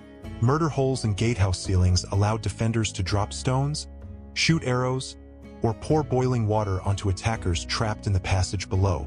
The boiling water was not literally boiling. Heating enough water to a boil was impractical, but heated water or sand was painful enough. More commonly, defenders dropped heavy stones that could crush or injure attackers below. Machicolations along the walls served similar purposes. The openings in these projecting structures allowed defenders to drop objects or shoot directly downward at attackers gathered at the wall's base. This created a deadly zone where attackers using ladders or working to undermine the wall were vulnerable to overhead attack. The psychological effect was as important as the physical. Knowing that death might rain down at any moment made every moment at the wall's base terrifying. Arrow slits were designed to maximize defenders' advantages. The narrow exterior opening presented a small target for enemy archers, while the wide interior allowed the defender to aim comfortably and shoot at varying angles. A skilled archer positioned at an arrow slit was difficult to dislodge and could maintain steady fire on attackers. Crossbowmen particularly benefited from arrow slits, as they could take time to reload in safety, then step forward to shoot through the opening. The castle's multiple defensive layers became apparent during a siege. If attackers breached the outer wall or gatehouse, they found themselves facing inner walls, additional gates, and defenders who had retreated to new positions. Each layer had to be conquered separately, turning the siege into a series of smaller battles. This defense in depth meant that even partial success by attackers might not lead to the castle's fall, as defenders could continue resisting from inner fortifications. One of the most labor-intensive siege techniques was mining, digging tunnels beneath castle walls to cause their collapse. Attackers would select a section of wall, preferably near a tower or corner where collapse would create a significant breach. Then, under cover of darkness or protective structures, they would begin digging. The tunnel extended horizontally into the earth, heading toward the castle's foundation. This was dangerous, exhausting work. Miners worked in cramped, dark conditions, digging through earth and sometimes rock. The tunnel had to be supported with wooden props as it advanced, preventing premature collapse. Progress was slow, perhaps a few feet per day, and the work continued around the clock in shifts. Once the tunnel reached beneath the castle wall, miners excavated a chamber and filled it with combustible materials: wood, straw, pig fat, anything that would burn hot and long. Then they set it alight and retreated quickly. As the fire consumed the supporting timbers, the tunnel collapsed, and if successful, the castle wall above collapsed as well, creating a breach through which attackers could storm the castle. Defenders, aware of mining attempts, listened carefully for sounds of digging. Some castles maintained watch in cellars and lowest levels, where the sounds of enemy tunneling might be detected. If mining was suspected, defenders might begin countermining, digging their own tunnels to intercept the enemies. When the two tunnels met, vicious underground fighting could erupt in the dark, confined spaces, as each side tried to prevent the other from completing their work. Countermines might also be used offensively. Defenders could dig toward the enemy tunnel, then flood their own tunnel with water, hoping to drown or drive off the enemy miners. Or they might pack their countermine with their own combustibles and collapse it, potentially destroying the enemy tunnel and killing its occupants. This underground warfare was nerve-wracking for both sides, fought blind in confined darkness. Beyond the dramatic clash of siege weapons and assault, sieges often came down to simpler mathematics. Who would run out of supplies first? A well-prepared castle might have food and water for months or even years. Attackers camped outside had to maintain their own supply lines, bringing food and other necessities from distant bases. Defenders carefully rationed their stores. The castle's supplies, grain, dried meat, salted fish, cheese, wine, and ale, were distributed in measured quantities. Everyone, from lord to lowest servant, received reduced rations. Livestock that couldn't be fed might be slaughtered, their meat salted or smoked for preservation. Wells were guarded carefully, and water rationed if supplies seemed inadequate. Hunger gradually weakened defenders. Reduced rations meant reduced energy, making it harder to maintain defenses, carry out repairs, or respond effectively to attacks. Illness spread more easily among malnourished people. Morale suffered as stomachs remained perpetually empty. The smell of cooking from the besiegers' camps outside could torment those inside who lived on ever-shrinking portions. Disease posed another threat. Crowded conditions, limited sanitation, and stress made disease spread easily. Dysentery, typhus, and other illnesses could devastate a garrison. The dead had to be buried or otherwise disposed of, a grim task that reminded survivors of their possible fate. Sometimes disease killed more defenders than enemy action ever did. For attackers, supply challenges were often worse.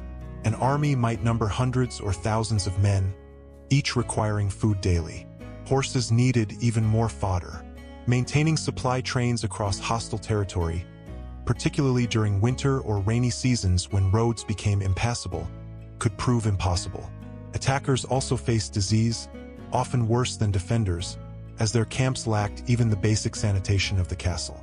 The surrounding countryside might be stripped bare to feed the besieging army. Peasants' fields were harvested, livestock slaughtered, villages emptied of anything edible. This scorched earth approach solved immediate supply problems but created long-term devastation. When the siege ended, regardless of who won, the region might take years to recover. The siege of Chateau Galliard in 1203 to 1204 demonstrates how determined attackers could eventually overcome even the strongest defenses. Built by Richard the Lionheart, this castle in Normandy was considered nearly impregnable, featuring the latest defensive innovations. Yet King Philip II of France besieged it methodically, first cutting off its supply lines, then gradually capturing the outer defenses. The siege lasted 6 months, ending when Philip's forces discovered an unguarded waste chute and used it to infiltrate the castle. The fall of Chateau Galliard marked a turning point in the conflict between England and France. Kenilworth Castle's siege in 1266 lasted approximately 6 months, one of the longest in English history. Rebels against King Henry III held the castle, and its strong defenses, including extensive water defenses, made direct assault impractical. The king's forces settled in for a long siege, building their own fortifications around the castle to prevent escape or resupply. Eventually, the defenders negotiated surrender, having exhausted their supplies but not having suffered a military defeat. The siege demonstrated that even great castles must eventually yield to hunger if relief cannot arrive. The siege of Harlech Castle in Wales during the 1460s, part of the Wars of the Roses, showed castle defenders' determination. A small garrison held the castle for 7 years despite being surrounded by hostile forces. Supplied by sea, the defenders maintained their position long after any reasonable hope of relief had vanished, driven by loyalty to their cause. When they finally surrendered in 1468, they were granted honorable terms in recognition of their extraordinary endurance. These sieges, and countless others throughout the medieval period, were not the brief, dramatic affairs that we might imagine. They were tests of endurance, logistics, and will. Both attackers and defenders knew that victory often went not to the most courageous or skillful, but to those who could endure longest, who could maintain supply lines, preserve health, and sustain morale through months of waiting and hardship. The castle at siege became a world unto itself. Cut off from the outside, living on stored supplies, watching and waiting while the days stretched into weeks and months. Defenders walked the walls, maintained their weapons, rationed their food, and wondered whether relief would come or if they would eventually be forced to surrender. It was warfare stripped to its essentials. Walls of stone, stored food and water, and the question of who would outlast the other. As siege techniques evolved, so too did defensive architecture and tactics. Builders learned from each successful siege, incorporating new features to counter emerging threats. Walls grew thicker to resist trebuchet stones. Towers became rounded to deflect projectiles and eliminate vulnerable corners. Gatehouses developed into complex defensive systems with multiple barriers and kill zones. Castles began incorporating more sophisticated use of multiple defensive perimeters. Concentric castles with walls within walls meant that attackers who breached the outer defenses faced an entirely new set of fortifications. Each wall was independently defensible, and defenders could retreat from one to the next in good order, never allowing attackers a complete victory. Active defense became increasingly emphasized. Rather than passively waiting behind walls, defenders would sally forth at opportune moments, attacking siege engines, raiding supply camps, or ambushing foraging parties. These sorties required courage and coordination but could significantly disrupt besiegers' efforts and boost defenders' morale. Communication with the outside world remained crucial during sieges. Messengers might attempt to slip through enemy lines under cover of darkness, carrying requests for aid or news to allies. Signals, smoke by day, fire by night, might convey simple messages to friendly forces watching from distant hills. Maintaining hope of relief helped defenders endure the hardships of siege. Negotiation often ended sieges before total victory or defeat. Defenders might agree to surrender if relief didn't arrive by a certain date. Attackers might offer terms that allowed defenders to depart with honor rather than face the casualties and uncertainty of a final assault. These negotiated settlements acknowledged the realities of siege warfare, that victory was never certain and that both sides paid heavy prices for their stubbornness. As we reflect on medieval siege warfare, we see a form of combat defined by patience and endurance as much as by courage and skill. The castle, with its massive walls and careful provisions, represented a formidable defensive position. Attackers required enormous resources and determination to overcome these defenses. Most sieges ended in negotiation rather than dramatic assaults, a recognition that castle warfare favored defenders and that conquest came at costs both sides preferred to avoid when possible. The knowledge that their castles could withstand siege gave medieval lords confidence in their position and authority. The knowledge that sieges were difficult and expensive made potential enemies think twice before attacking. In this way, castles maintained peace through their strength, their very existence deterring conflict more often than they witnessed it. As we have explored the common elements of medieval castles, their walls and towers, their daily life, their role in warfare, we might imagine that castles across Europe were largely similar. Yet the reality was far more varied. Regional differences in geography, available materials, architectural traditions, and military threats produced distinct styles of castle building. To travel across medieval Europe was to encounter new forms and approaches to fortification, each reflecting the unique circumstances of its region.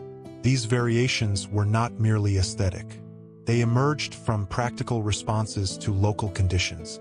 A castle in the flat lowlands of France faced different challenges than one perched on a German mountaintop.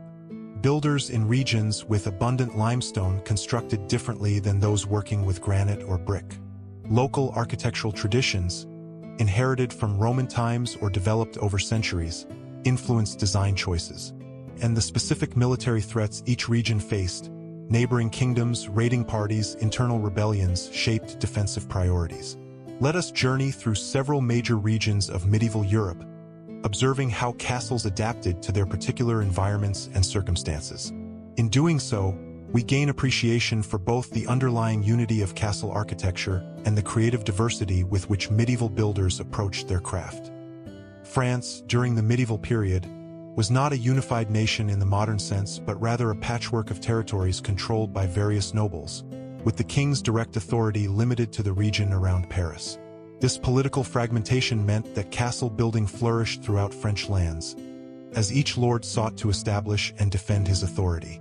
The result was an extraordinary diversity of castle types and an environment that fostered architectural innovation. The Loire Valley became particularly renowned for its castles, though many of the most famous examples date from the later medieval period and beyond, when castles were transitioning from purely military structures to comfortable residences. Earlier French castles tended toward practical, austere designs focused on defense above all else. French builders pioneered the concept of the concentric castle, fortifications arranged in multiple rings, with inner walls higher than outer walls, creating overlapping fields of fire and multiple defensive perimeters. Château de Coucy, built in the 13th century, exemplified French military architecture at its height. Its enormous cylindrical dungeon, or keep, rose over 180 feet and dominated the landscape for miles. The walls were extraordinarily thick, designed to resist the most powerful siege engines of the era. The Cathars castles in southern France represented a different tradition. Built on nearly inaccessible mountain peaks in the Pyrenees, these fortresses relied primarily on location for defense. Château de Montségur, perched on a rocky outcrop, had walls that followed the natural contours of the mountaintop. Reaching the castle required climbing steep, narrow paths easily defended by a handful of soldiers. These castles demonstrated how natural defenses could sometimes surpass anything human engineering could create. French castle architecture also reflected the kingdom's relatively mild climate. Large windows, which would have been impractical in harsher northern regions, appeared more frequently in French castles. Interior spaces received more natural light, and living quarters could be designed with comfort more clearly in mind. This didn't mean French castles were not formidable. They remained serious military installations, but their design could balance defensive necessity with residential comfort more easily than castles in more challenging climates. The influence of French castle design spread widely. French nobles participated in the Crusades, encountering Middle Eastern fortifications and bringing new ideas back to Europe. French engineers and architects worked across Europe, spreading their techniques and innovations. The concentric castle design, perfected in France, influenced castle building from England to the Holy Land. French castles also pioneered certain decorative elements that would become common throughout Europe. Machicolations, those projecting defensive structures, were refined in France both as practical defensive features and as architectural statements. The careful integration of military necessity and architectural beauty became a hallmark of French castle design, influencing how later builders across Europe thought about their craft. The Norman conquest of 1066 transformed English castle building. Before the Normans arrived, the Anglo-Saxons had built relatively few stone fortifications, relying instead on fortified towns with earthen walls. The Normans brought continental castle-building expertise and immediately set about constructing castles throughout their new kingdom. The Tower of London exemplifies early Norman castle building in England. William the Conqueror began construction around 1078, creating a massive rectangular keep, the White Tower, that still stands today. Built of limestone imported from Normandy, the tower sent a clear message about Norman power and permanence. Its walls, 15 feet thick at the base, enclosed multiple floors of rooms, including a chapel, great hall, and residential chambers. The White Tower became the model for other Norman keeps across England. Dover Castle, commanding the shortest crossing to continental Europe, developed into one of medieval England's most important fortresses. Perched on the famous White Cliffs, the castle featured both a massive Norman keep and extensive curtain walls. The strategic importance of Dover meant that successive kings invested heavily in its fortifications, adding and improving defenses over centuries. The castle's position allowed it to control sea traffic through the English Channel, making it both a military stronghold and a customs post. English castles often featured rectangular keeps, a design preference that persisted longer in England than elsewhere. These great towers, built of stone and rising multiple stories, provided both military strength and comfortable residence for the lord. Hedingham Castle in Essex, built in the 12th century, shows this design at its finest. A tower keep of elegant proportions, with an impressive great hall on its second floor featuring beautiful Norman arches. The Welsh Marches, the border region between England and Wales, saw particularly intensive castle building. This frontier zone remained contested for centuries, with castles serving as bases for English expansion and defense against Welsh resistance. Castles here tended toward practical military designs, with less emphasis on comfort and more on defensive strength. Many were sited to control river valleys or mountain passes, positioned to oversee and control movement through difficult terrain. Edward I's conquest of Wales in the late 13th century produced a remarkable series of castles that represented the culmination of medieval military architecture.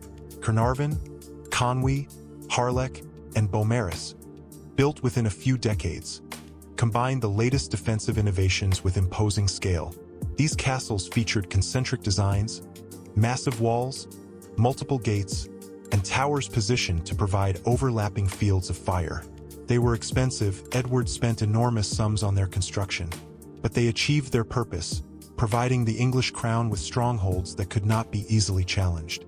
English castles also reflected the kingdom's relative wealth and political organization. As royal authority strengthened, the king increasingly controlled castle building, granting permission for new castles and sometimes seizing existing ones. This centralized control meant that castle design could be standardized to some degree, with royal engineers spreading best practices across the kingdom. The moated castle became particularly common in England, especially in lower-lying areas where water was readily available. The combination of water defenses and strong stone fortifications created formidable obstacles to attackers. Some English castles featured elaborate water defenses, multiple moats, artificial lakes, water-filled ditches, that turned the castle into an island accessible only by carefully controlled causeways and bridges.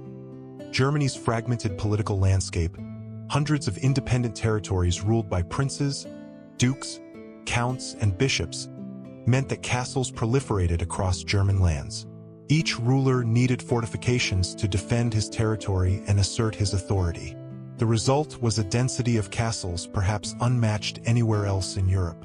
German castles frequently occupied dramatic mountaintop locations. The forested hills and mountains of central and southern Germany provided ideal sites for fortifications. A castle perched on a rocky peak, its walls rising from cliff faces, could be nearly impregnable. The Rhine Valley became famous for its castles, with fortresses crowning nearly every significant hill overlooking the river. These mountaintop castles relied heavily on their locations for defense. Walls might be relatively thin by the standards of castles built on flatter ground, because attackers simply couldn't bring siege engines up the steep, narrow paths leading to the castle. Access roads wound back and forth up hillsides, easy to defend and difficult to assault. Some German castles could be reached only by paths so narrow that attackers had to approach in single file, making assault nearly impossible. Burg-Eltz, nestled in a valley surrounded by forest, shows a different aspect of German castle architecture.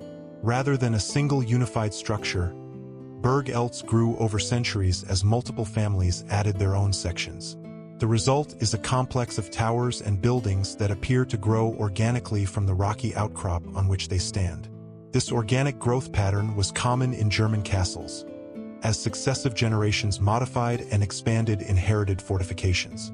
German castle design often featured tall, narrow towers rather than massive keeps. These towers, sometimes called Burgfrieds, served as watchtowers and final refuges, but were not typically designed as primary residences. Living quarters occupied separate buildings within the castle complex, often built against the curtain walls. This separation of functions, military tower, residential buildings, administrative structures, created castle layouts that could seem sprawling and irregular compared to the more unified designs common in France or England. The Teutonic Knights, a military religious order, built numerous castles in northeastern Germany and the Baltic region.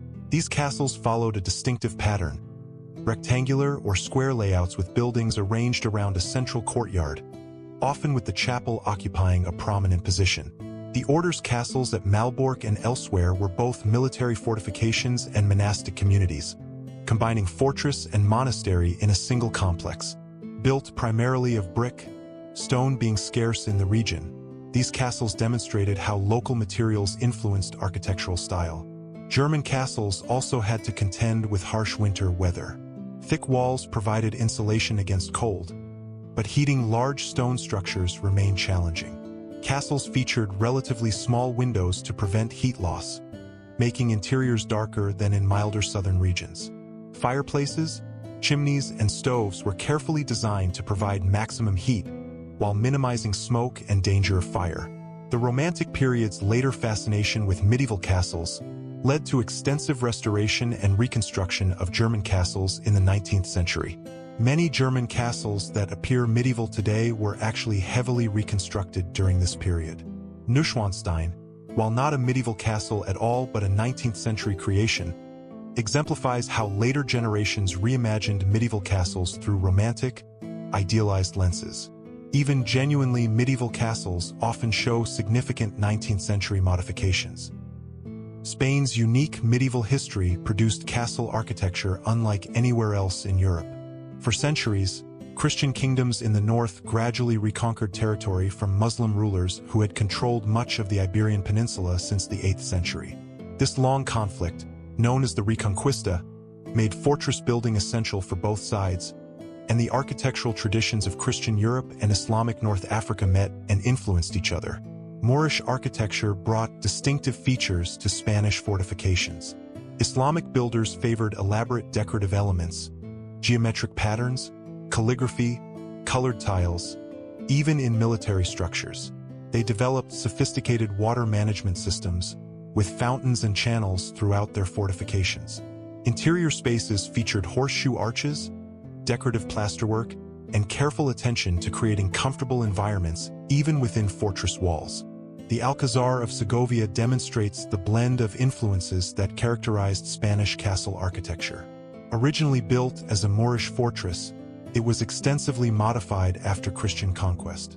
The result combines Islamic decorative elements with Christian military architecture, a castle that looks distinctly Spanish, reflecting the peninsula's complex cultural history.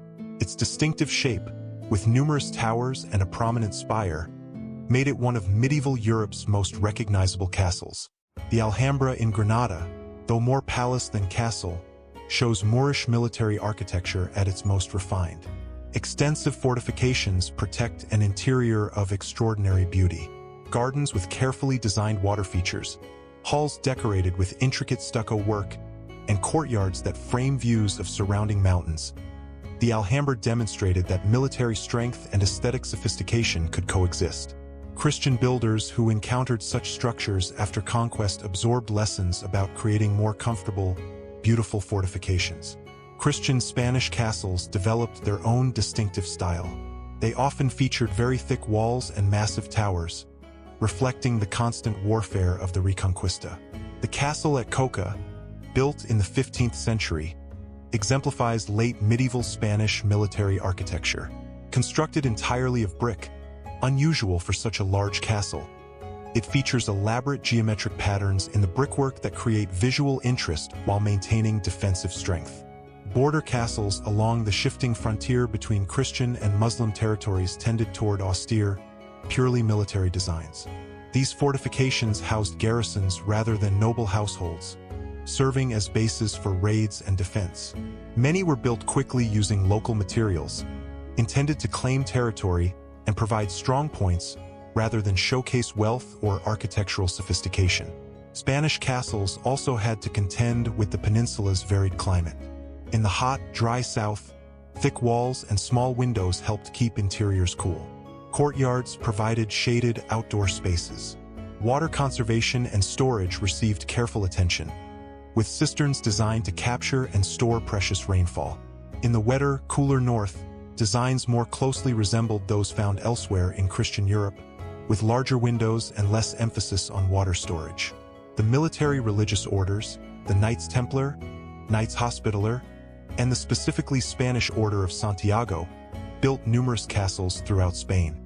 These orders played crucial roles in the Reconquista, and their castles served as both military bases and religious communities.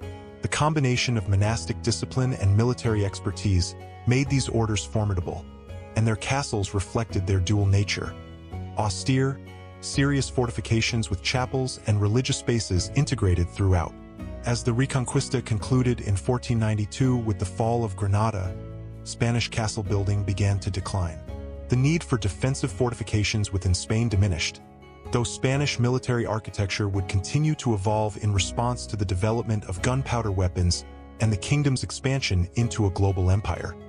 Despite these regional differences, certain elements remained constant across European castle architecture. The basic components, walls, towers, gates, keeps, appeared everywhere, though their specific forms varied. The social functions of castles, military stronghold, noble residence, administrative center, were universal, even as different regions balanced these functions differently. Climate, available materials, local threats, and inherited architectural traditions all shaped how castles developed in each region. Yet medieval builders were not isolated. They traveled, exchanged ideas, observed foreign fortifications, and adapted useful innovations to their own circumstances. A successful defensive feature developed in France might appear in German castles within a generation.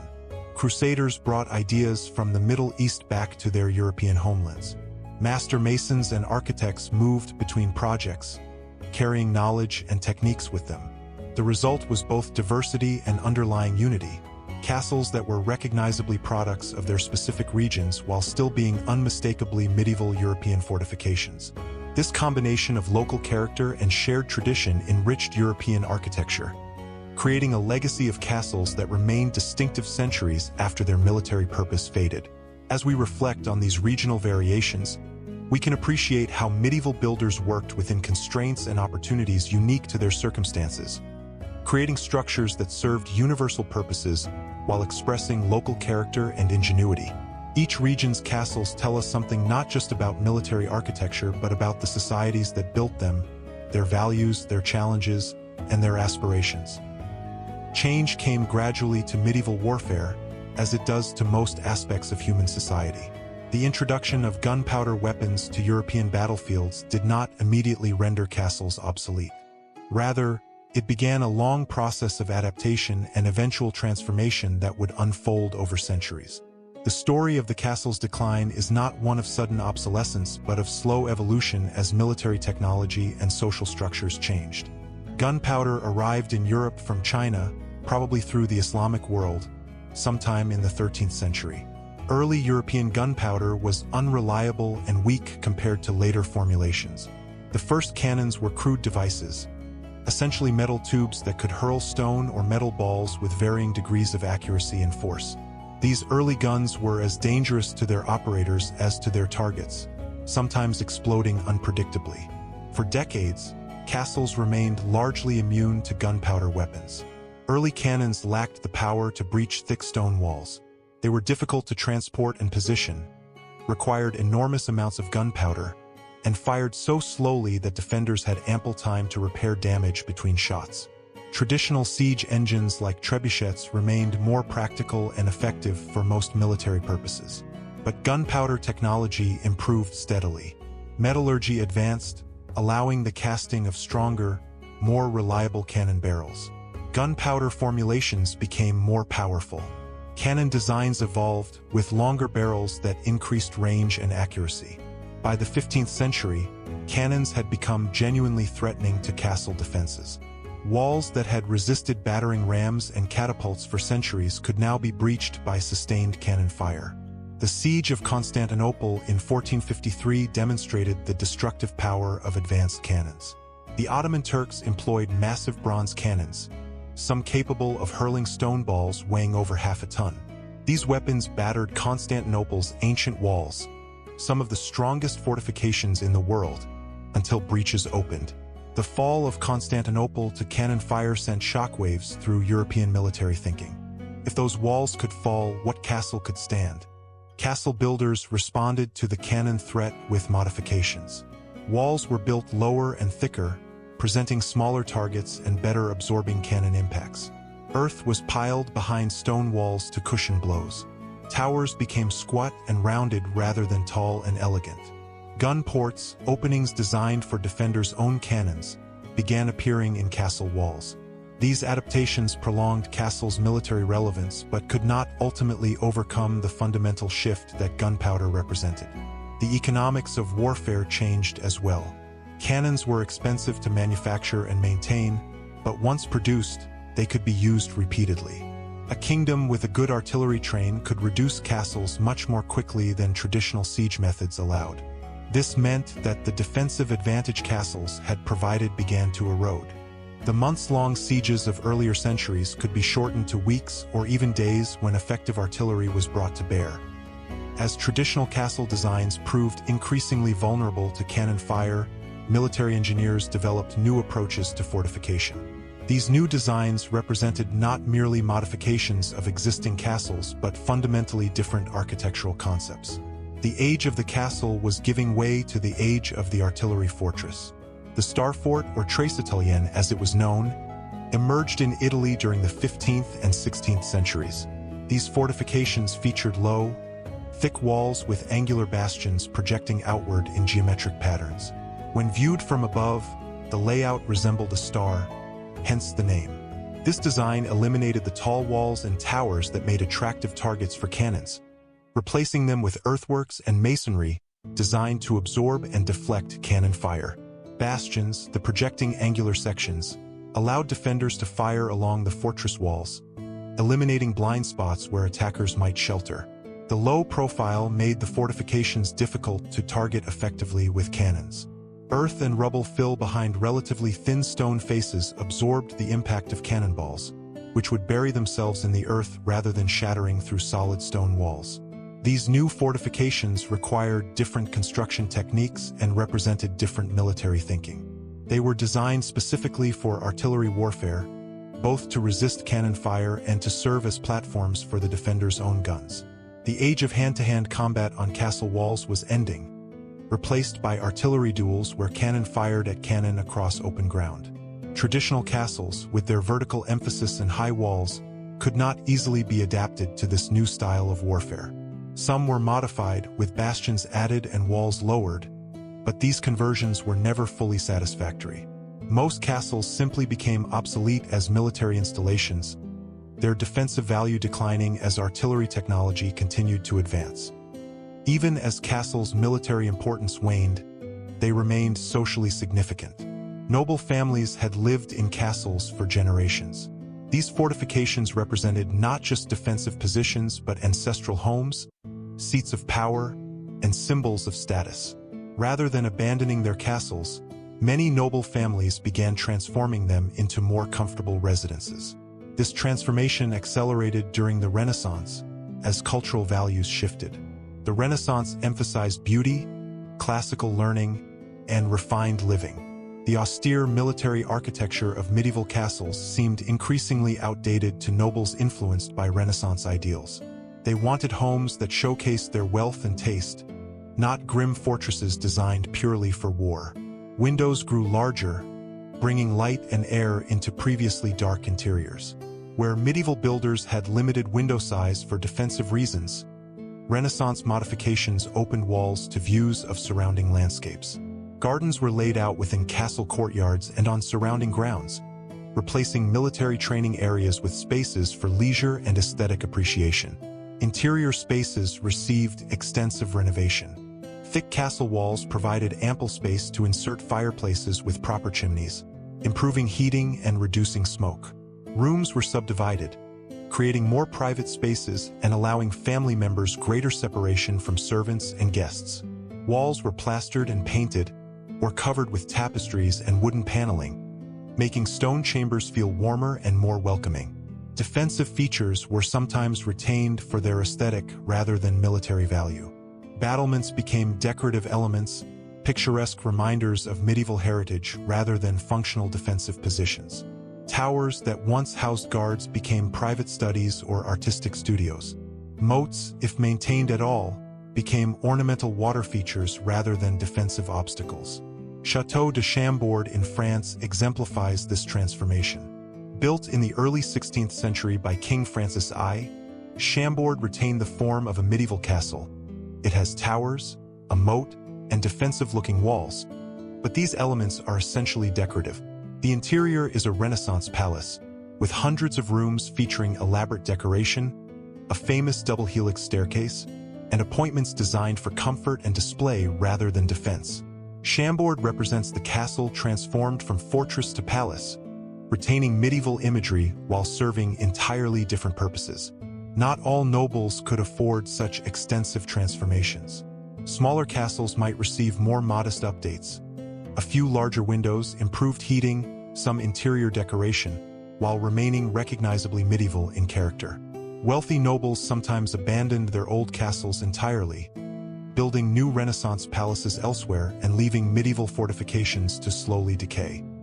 The castle's decline also reflected broader changes in medieval society and governance. As national governments strengthened, the fragmented feudal system that had made castles necessary began to fade. Kings accumulated power, establishing standing armies and royal bureaucracies that reduced nobles' independence and military significance. Improved road networks and more effective government administration meant that royal authority could reach into regions that had once been effectively autonomous. A noble in his castle could no longer defy royal edicts with impunity. The castle's defensive strength mattered less when resistance meant facing royal armies equipped with modern artillery and supported by the resources of an entire kingdom. Legal and financial innovations provided new ways for monarchs to control their nobility. Royal courts offered justice that was often more reliable than feudal lords' courts, encouraging people to appeal to royal rather than local authority. Taxation systems extracted wealth from nobles and redistributed it to support royal government. The personal military retinues that nobles had maintained became less important as professional royal armies took over defense and warfare. Economic changes also played a role. The growth of commerce and towns created new sources of wealth not directly tied to land ownership. Merchants and bankers accumulated fortunes that rivaled those of traditional nobility. These new wealthy classes had little interest in building or maintaining castles. They built comfortable urban palaces instead, near markets and centers of commercial activity. The Protestant Reformation and the religious wars it triggered sometimes led to deliberate destruction of castles. Fortifications that might serve as bases for rebellion or resistance were demolished by order of kings seeking to prevent future conflicts. The French monarchy, for example, ordered the destruction of numerous castles during the 16th and 17th centuries, eliminating potential strongholds that could challenge royal authority. Changing military tactics also reduced castles' relevance. Warfare increasingly focused on battles between armies in open fields rather than sieges of static fortifications. Professional soldiers replaced feudal levies. Logistics, supply lines, and strategic mobility became more important than holding fortified positions. A castle that might have been a crucial strategic asset in 1300 was merely an obstacle to be bypassed by 1600. As castles lost their military and residential functions, many fell into disrepair. Maintenance of large stone structures required constant effort and expense. Roofs needed replacement, walls required repointing, drainage systems had to be maintained. Without occupants and without purpose, castles began to decay. Weather took its toll. Rain infiltrated through damaged roofs, water pooling in chambers and corridors.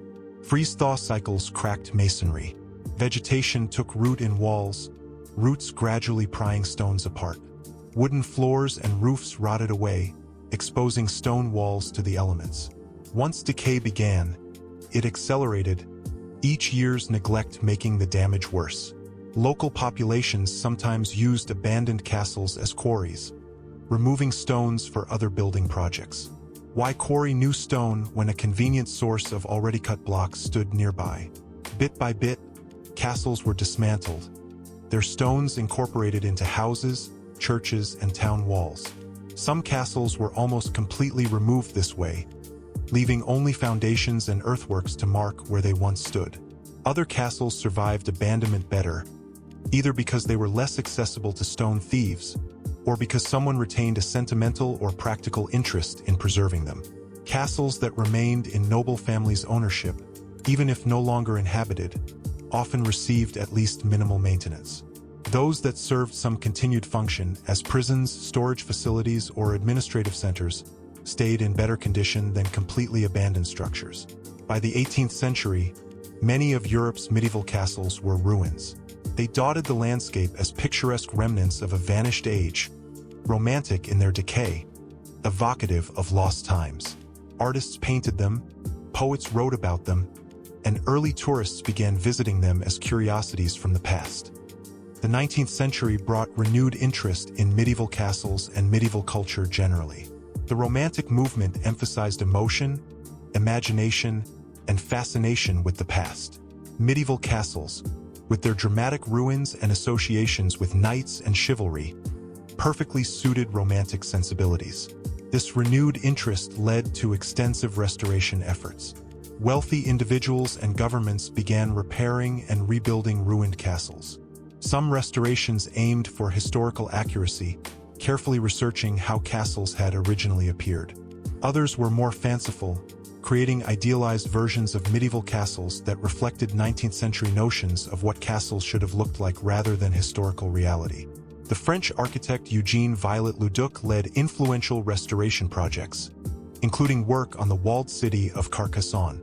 His approach combined scholarly research with creative interpretation, sometimes adding elements that might never have existed historically, but that he believed suited the structure's medieval character. His work was controversial. Critics accused him of creating fantasies rather than preserving history, but it saved numerous medieval structures from complete ruin. In England, the Gothic Revival movement inspired both restoration of medieval castles and construction of new buildings in medieval style. Windsor Castle received extensive 19th century additions that blended with its genuinely medieval sections.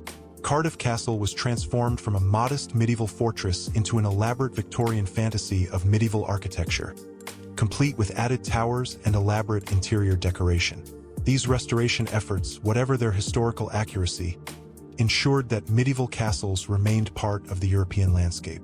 Structures that might have crumbled completely into ruin were stabilized and repaired. Public interest in castles was rekindled, leading to their recognition as cultural treasures worth preserving for future generations. The 20th century brought more scientific approaches to castle preservation.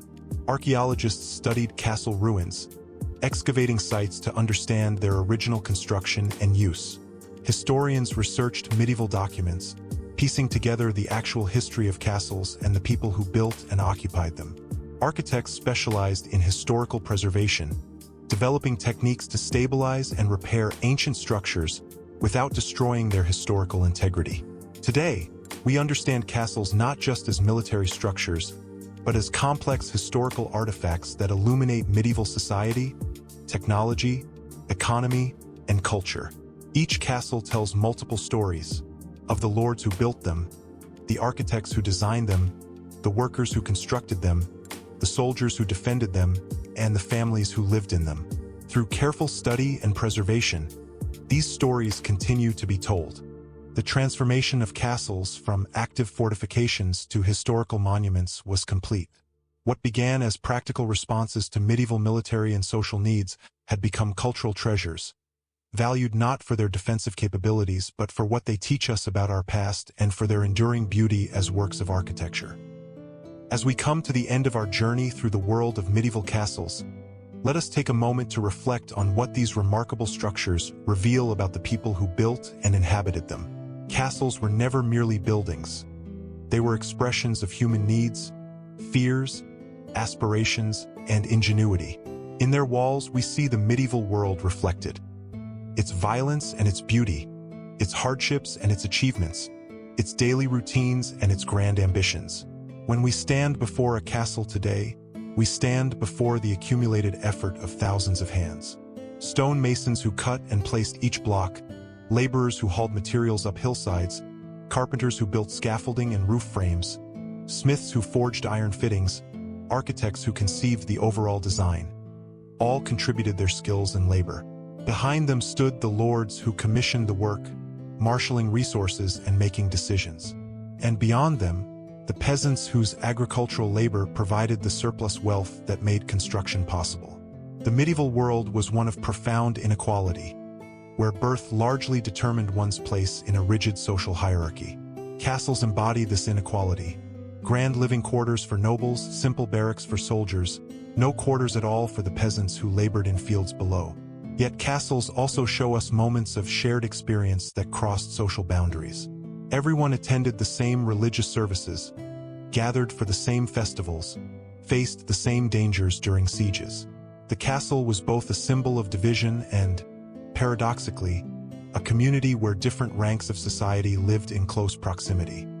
There is something deeply satisfying about the solidity of castle architecture. In our modern world of rapid change, where buildings are constructed quickly with materials meant to last decades rather than centuries, the permanence of stone walls offers a kind of comfort. These structures have witnessed the rise and fall of kingdoms, survived wars and weather, outlasted the very civilizations that created them. Their endurance speaks to something fundamental about human making, the desire to create things that will persist beyond our own brief lives. The beauty of castles reveals itself in different ways. There is the obvious drama of ruins silhouetted against the sky, walls standing despite centuries of abandonment, nature slowly reclaiming what humans built. There is the geometric satisfaction of well-proportioned towers, the way a round turret meets a straight wall, the rhythm of battlements against sky. There is the craftsmanship visible in stonework, in the careful cutting and placing of blocks, in decorative details that show masons taking pride in their work, even on purely functional structures. But perhaps the deepest beauty lies in how castles integrate with their landscapes. Medieval builders understood topography intimately. They chose sites that enhanced defensive strength while creating visual harmony with surrounding terrain. A castle on a mountaintop seems to grow from the rock itself. One beside a river appears to command and complement its waterway. The relationship between castle and landscape is rarely accidental. It represents careful observation and thoughtful design that respected and utilized natural features. Castles teach us about the constants of human nature across time. The desire for security that led medieval people to build massive walls finds echoes in every age, including our own. We still seek safety, still create barriers between ourselves and perceived threats, still invest enormous resources in protection. The forms change. Modern security systems replace stone walls, but the underlying impulse remains recognizable. Similarly, the display of status and power that castles represented has parallels throughout history. Humans have always used architecture to communicate social position, to impress others, to demonstrate wealth and authority.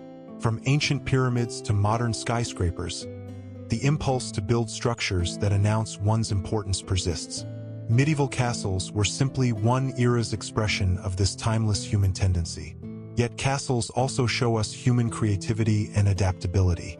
Medieval builders working with limited technology nevertheless created structures of remarkable sophistication. They solved complex engineering problems, developed effective defensive systems, and crafted buildings that served multiple functions simultaneously. Their achievements remind us that innovation does not require modern technology. It requires careful observation, accumulated knowledge, and willingness to experiment and learn from failures. In preserving and studying castles, we preserve more than old buildings. We maintain connections to ancestors whose lives were vastly different from ours, yet whose experiences, hope and fear, joy and sorrow, ambition and limitation, were fundamentally human and recognizable. These connections across centuries can provide perspective on our own times, reminding us that we are part of continuity stretching from past into future. Castles also remind us of the value of craftsmanship and patience. In an age that often prioritizes speed and efficiency, castle construction teaches different lessons. Medieval builders worked slowly, carefully, knowing that their efforts would benefit not themselves but future generations. Structures begun by one generation were completed by their children or grandchildren. This long-term perspective, this willingness to invest in projects whose fruits might not be seen for decades, offers a counterpoint to more immediate concerns that often dominate modern life. The stories that castles preserve, of sieges endured and festivals celebrated, of daily work and occasional drama, of births and deaths across generations, form part of our collective memory as a civilization. These stories help us understand where we came from, how our ancestors lived, what they valued and feared. This understanding enriches our sense of identity and belonging, connecting us to something larger than our individual lives. As night deepens and our exploration of medieval castles draws to a close, perhaps you can imagine yourself standing in a castle courtyard on a quiet evening. The day's activities have ended. Fires burn low in hearths. Guards walk the walls in their ancient rhythm. Stars appear in the darkening sky above stone towers that have watched this same sky for centuries. The castle rests, as it has rested countless nights before, waiting patiently through darkness for another dawn. Its stones hold warmth from the day's sun, releasing it slowly into the cooling air. Somewhere in its depths, a door closes softly.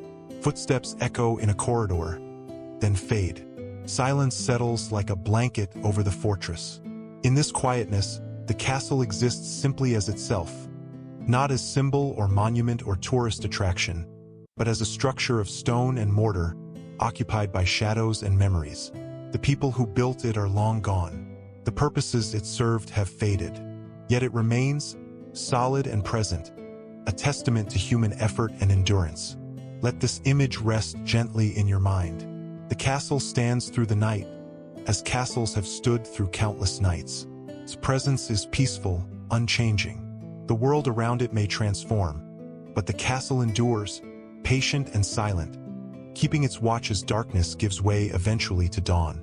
Sleep now as comfortably as a lord in his chamber, as peacefully as a village beneath castle walls. The stones stand.